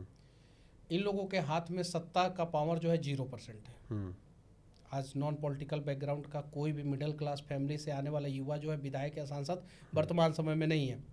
गरीब फैमिली से आने वाला कोई भी युवा जो है वर्तमान समय में विधायक या सांसद नहीं है। ठीक है। हाँ, अमीर फैमिली से है, पॉलिटिकल फैमिली से है। जनसंख्या हमारी 95%, पॉलिटिकल पावर हमारे पास 0। इसलिए पूरे बिहार में अगर सबसे ज़्यादा समस्या है तो मिडिल क्लास फैमिली के लोगों को और गरीब फैमिली के लोगों को। ठीक, यानी 100% में 95% जनसंख्या हमारी, पॉलिटिकल भागीदारी 0, 1% भी नहीं, और 100% समस्या हमें होता है। मतलब आप करें जिसकी जितनी आबादी उसकी उतनी हिस्सेदारी। हाँ, तो इन हिस्सेदारियों को जातियों में बांट के क्या किया कि उस जाति के क्रीमी लेयर यानी बड़े लोग जो है, मलाईदार लोग जो है, पैसे वाले लोग जो है, बाहुबली लोग जो है, दबंग लोग जो है, गुंडे लोग जो है, उन लोगों ने सत्ता का मलाई का सुख को भोगा। अब एक उम्मीद जगी है मोदी जी से, इसलिए कि जब उन्होंने लाल किला से 15 अगस्त 2024 को जो है झंडा फहराने के बाद जब भाषण दिया, उनके भाषण का मुख्य पॉइंट उस समय रहा कि 1 लाख नॉन पॉलिटिकल बैकग्राउंड से आने वाले युवा जो है वो पॉलिटिक्स में आए, जो मिडिल क्लास और गरीब फैमिली से हो। 2 कंडीशन था, मिडिल क्लास और गरीब फैमिली से पहला कंडीशन, दूसरा कंडीशन नॉन पॉलिटिकल बैकग्राउंड के होने चाहिए। ये मोदी जी ने भाषण दिया। बिल्कुल। आजाद भारत में पहली बार कोई प्रधानमंत्री ने नॉन पॉलिटिकल बैकग्राउंड से मिडिल क्लास और गरीब फैमिली के लोगों को राजनीति में आने के लिए जो है आह्वान किया या प्रेरित किया, ये चीज है। तो अब मोदी जी से कुछ उम्मीद है, शुरुआत जो है बिहार से होगा। उम्मीद है कि बिहार में जो है कुछ युवा चेहरा आएंगे और धीरे धीरे इनकी संख्या बढ़ेगी। अब युवा चेहरा की बात कर रहे हैं तो फिर तो नाम आ जाएगा तेजस्वी यादव का, फिर नाम आ जाएगा चिराग पासवान का। मैंने क्या बोला? फिर नाम आ जाएगा कन्हैया कुमार का। 2 कंडीशन मैंने बोला, एक तो नॉन पॉलिटिकल फैमिली बैकग्राउंड, दूसरा जो है मिडिल क्लास और गरीब। ये तो मोदी जी ने, मोदी जी ने कहा। ठीक है, चलिए मोदी जी की बात, आपके हिसाब से उन चेहरों को आइडेंटिफाई करके बताइए आप। अभी तक तो बहुत देखिए, उसमें तो तेजस्वी यादव पे क्रॉस लग जाएगा, चिराग पासवान पे क्रॉस लग जाएगा, पिताजी मंत्री थे, पॉलिटिकल विरासत है ना भाई। ठीक है, कन्हैया कुमार उसमें पास हो जाएंगे, पास होंगे। कन्हैया कुमार जो है वो किस प्रकार से राजनीति करते हैं वो आपको पता नहीं है? वो तो ठीक है, राजनीति की बात बाद में, अधपक्का राजनीति करते हैं, वो तो आपने कहा। हाँ ठीक है, हाँ उस पैरामीटर में, वो पैरामीटर उसमें तो आता है, राजनीति की बात बाद में। तो एक कन्हैया कुमार हुए, अगला 2-4 लोग नाम बताइए। अगला धीरे धीरे आएंगे बिहार में, धीरे धीरे आएंगे, धीरे धीरे आएंगे। आप लोगों की नज़र में कोई है तो बताएं। नहीं, मैं तो जो देख रहा हूँ ना, देखिए आरजेडी का नाम जैसे ही मैं सोचूंगा तो मुझे लगेगा सिर्फ तेजस्वी यादव, कहानी खत्म। कहानी खत्म। ठीक, मैं अगर कांग्रेस की तरफ जाऊंगा तो मैं कंफ्यूजन में थोड़ा पड़ जाऊंगा, कांग्रेस का चेहरा कौन है भाई। पप्पू यादव भी अपने आप को कांग्रेस के बड़े नेता कहते हैं, युवा तो नहीं है ना पप्पू यादव। ठीक है, कन्हैया कुमार भी हैं। एक नाम सोचूंगा तो चिराग पासवान भी, आजकल वैसे दिल्ली की राजनीति कर रहे हैं, लेकिन एक बार मैं उनसे मिला था और मैंने उनसे पूछा था कि बिहार और दिल्ली में अगर आपको चॉइस दिया जाए तो दिल के करीब कौन, पहली प्रायोरिटी कौन, तो बोला ऑलवेज बिहार। ठीक है, तो वो भी। आपकी पार्टी का चेहरा कौन है महाराज, युवा चेहरा? पार्टी जिसको बनाएगी वो बन जाएगा युवा चेहरा। नहीं, फिर भी 2-3 नाम तो बताइए जो लगता है कि अगर उनका चेहरा वो हमारे या आपके या आप ही हो सकते हैं। अब युवा का पैरामीटर उम्र क्या है वो पता चलेगा। भाई राजनीति में तो 60 साल का आदमी भी अपने आप को युवा ही कहता है। तब तो हमारे पार्टी में जो है सम्राट चौधरी जी है, विजय सिन्हा जी हैं, दिलीप जायसवाल जी भी शायद से 60 साल से कम ही उम्र के हैं। तो अगर 60 साल आपने पैरामीटर रखा तो एक बात मैंने कहा आपसे, संजय जायसवाल जी हैं 60 साल से कम ही उम्र के हैं। अगर 60 साल का पैरामीटर आप ही ने रखा तो ये चीज है। तो देखिए अभी जो आप नाम ले रहे थे ना, जिन लोगों का आप ले रहे थे मैं ले रहा था, चलिए ठीक है मैं ले रहा हूँ, तो मैंने कहा तेजस्वी यादव और ये तमाम लोगों का नाम, और उसमें 60 साल के एज को भी हटा के मैं 40 पे ले आता हूँ। जब 40 के अंडर की मैं बात करूंगा और पार्टी होगी बीजेपी, तो फिर नेता कौन होगा? बहुत सारे नेता हैं। कौन, नाम तो बताइए। अब धीरे धीरे सबका नाम आ जाएगा। हमारे सामने में तो एक नाम है जो कि जगजगार बुलंदी झंडा उठाए हुए है, सामने बैठे हुए हैं। अब ऐसे मैं अपने बारे में कैसे कह सकता हूँ? हम बता रहे हैं ना, ये चीजें हम बता रहे हैं ना, आपके तेवर, आपके काम का करने का जुझारू पर किसी को भी मौका देगी, 40 से नीचे के किसी भी व्यक्ति को मौका देगी, युवा चेहरा को मौका देगी, वो चेहरा बन जाएगा। आपका एक बात तो मनीष भाई बिल्कुल काबिल तारीफ है, और वो हर किसी को, मैं भी बिहार का हूँ इसीलिए मेरी भी जिम्मेदारी होती है कि बिहार का अच्छा होना चाहिए, और वो अच्छा होने के लिए परिस्थितियां नहीं बनेंगी, परिस्थितियां हमें जाके बनाना पड़ेगा। और जब आप ये नहीं दूसरे के भरोसे नहीं कि उसने नहीं किया तो इसलिए ऐसा हो गया इसलिए मैं बाहर निकल आया। मैं बिहार से तब आया बाहर, आपको मैं बता रहा हूँ, जिस दौर की आपने बात की ना तो तैयारी वाला, मैं 1995 में बिहार छोड़ के दिल्ली आया था, क्योंकि बिहार में एजुकेशन सिस्टम तब लगभग चरमरा गया था, खत्म हो गया था। मेरे पिताजी प्रोफेसर थे कॉलेज में, और लगा कि ये चीज़ यहाँ पे अब पढ़ाई बेहतर नहीं हो पाती। नहीं तो एक दौर था, आपने भी सुना होगा, पटना साइंस कॉलेज में पढ़ना एक सपना होता था। सपना जेपी नड्डा जी पढ़े हैं, बता रहा हूँ, वैसा कॉलेज, बड़े बड़े नेता। हम भी जब स्कूल के दिनों में थे तो लगता था कि बड़े होंगे तो पटना साइंस कॉलेज में पढ़े, लेकिन तब तक सारी चीज़ें तबाह हो गई। तो हम उम्मीद ये करेंगे मनीष भाई कि आप जिस रास्ते पे चले हो ना, अभी तो 1 किलोमीटर दिख रहा है, आप 1 किलोमीटर जब जाओगे तो आपको 5 किलोमीटर आगे दिखाई दे, और वो जो दिखाई दे वो बुलंद विहार हो। हाँ, वो बुलंद विहार हो, उसी मंजिल पे चलते चाहिए। हमें भी मौका दीजिए, हम भी आपके साथ बिहार की बेहतरी के लिए जो भी पॉसिबल होगा वो करेंगे। और साधुवाद और धन्यवाद इसके लिए कि आप मेरे पास आए, आपने टाइम निकाला, बात की, राजनीति की, बिहार की, और सारी चीज़ों में सबसे ऊपर ये था कि बिहार के लोगों का भला हो। तो आपको बहुत बहुत शुक्रिया और धन्यवाद। बहुत बहुत धन्यवाद कि आपने जो है मुझे मौका दिया और मैं यहाँ पे आया, और मेरी बातों को जो है आपने पॉजिटिव तरीके से रखने का प्रयास किया। बहुत सारे लोग जो है, मेरे जीवन में बहुत सारे सकारात्मक पहलू है तो कुछ नकारात्मक पहलू भी है, हर किसी के लाइफ में होता है, आपके भी लाइफ में होता है, मेरे भी लाइफ। मैं आपसे सिर्फ रिजिट करना शुरू कर दूँ, बिहार काहे छोड़ दिए, बिहार से भाग काहे गए, आप भगौड़ा हैं, आप अपने मातृभूमि को छोड़ दिए। लेकिन आपका सकारात्मक पहलू ये है कि बिहार छोड़ने के बावजूद जो है आपने जो है कमाल का काम किया, और बिहार के प्रति प्रेम को कम होने नहीं दिया। तो बहुत सारे चैनलों में जब हम लोग जाते हैं तो वो लोग जो है नकारात्मक चीज़ों पे ज़्यादा फोकस करना चाहते हैं, ये चीज़ें हम लोग उस चीज़ों को झेलते हैं। देखिए उसका क्या है ना, और उसके बाद से उसी चीज़ को कट करके जो है हाईलाइटर में लगाते हैं, उसी चीज़ को कट करके प्रमोट करना। देखिए आप क्या आपने बताया कि आप पहले यूट्यूब करते थे, बिहार में करते थे, कंटेंट बनाते थे, आप पार्टी में आ गए तो आपने खुद कहा कि अब देखिए भैया 30% काम मेरा यूट्यूब का होता है, 70% मैं पार्टी का काम करता हूँ, और पार्टी का आदेश अगर होता है तो बिहार से बाहर भी चला जाता हूँ। चुनाव हो रहे थे तो आप गए थे बाहर, तो वो इसलिए नहीं था कि बिहार से आप निकल, क्योंकि परिस्थितियां ऐसी थी, काम ऐसा था इसलिए गए। लेकिन दिल में बिहार है, काम करने के लिए अगर टाइम होगा तो सबसे पहले लौट के कहाँ जाएंगे, बिहार ही जाएंगे। हम भी ऐसा करना चाहते हैं, और आज जब मैं आपसे बात कर रहा था तो वो बात मुझे कि हम भी यही कहते हैं कि यार वहाँ पे क्या है, किस लिए जाऊँगा, रोजगार है नहीं, मैं यहाँ पे जितने पैसे कमाता हूँ क्या वो पैसे उसका आधा भी मैं बिहार में कमा लूँगा। तो आप पहले आइए और करके तो देखिए, उसके बाद आपको पता चलेगा कि आपको पैसा भी मिलता है, प्रतिष्ठा भी मिलती है और पद भी मिलता है, मतलब लोग सम्मान भी देंगे। तो बहुत मज़ेदार रहा आपके साथ। और ज़िंदगी में हमेशा जो मुश्किल टाइम आता है किसी के लिए भी, हर किसी के जीवन में आते, किसी के लिए बहुत एक्सट्रीम जैसा आपके लिए आए, किसी के लिए थोड़ा कम, वो इंसान को मजबूत ही करती है। मुझे इस बात का भरोसा तब हो रहा है जब मैं आपसे बातचीत मैंने की, और उसमें बदले की आग हमेशा नहीं होती है। आपने भी कहा कि मैं बदले की भावना से कभी अगर जीवन में कुछ आपको अच्छा करना है तो बदला और कुछ चीज़ों को पाना है और सपनों को पूरा करना है तो अंदर जो है बदले का आग जलाना बंद करें और बदलाव का एक आग जलाएं। आपके जीवन में हर वो चीज़ जो है मिलेगा एक ना एक दिन।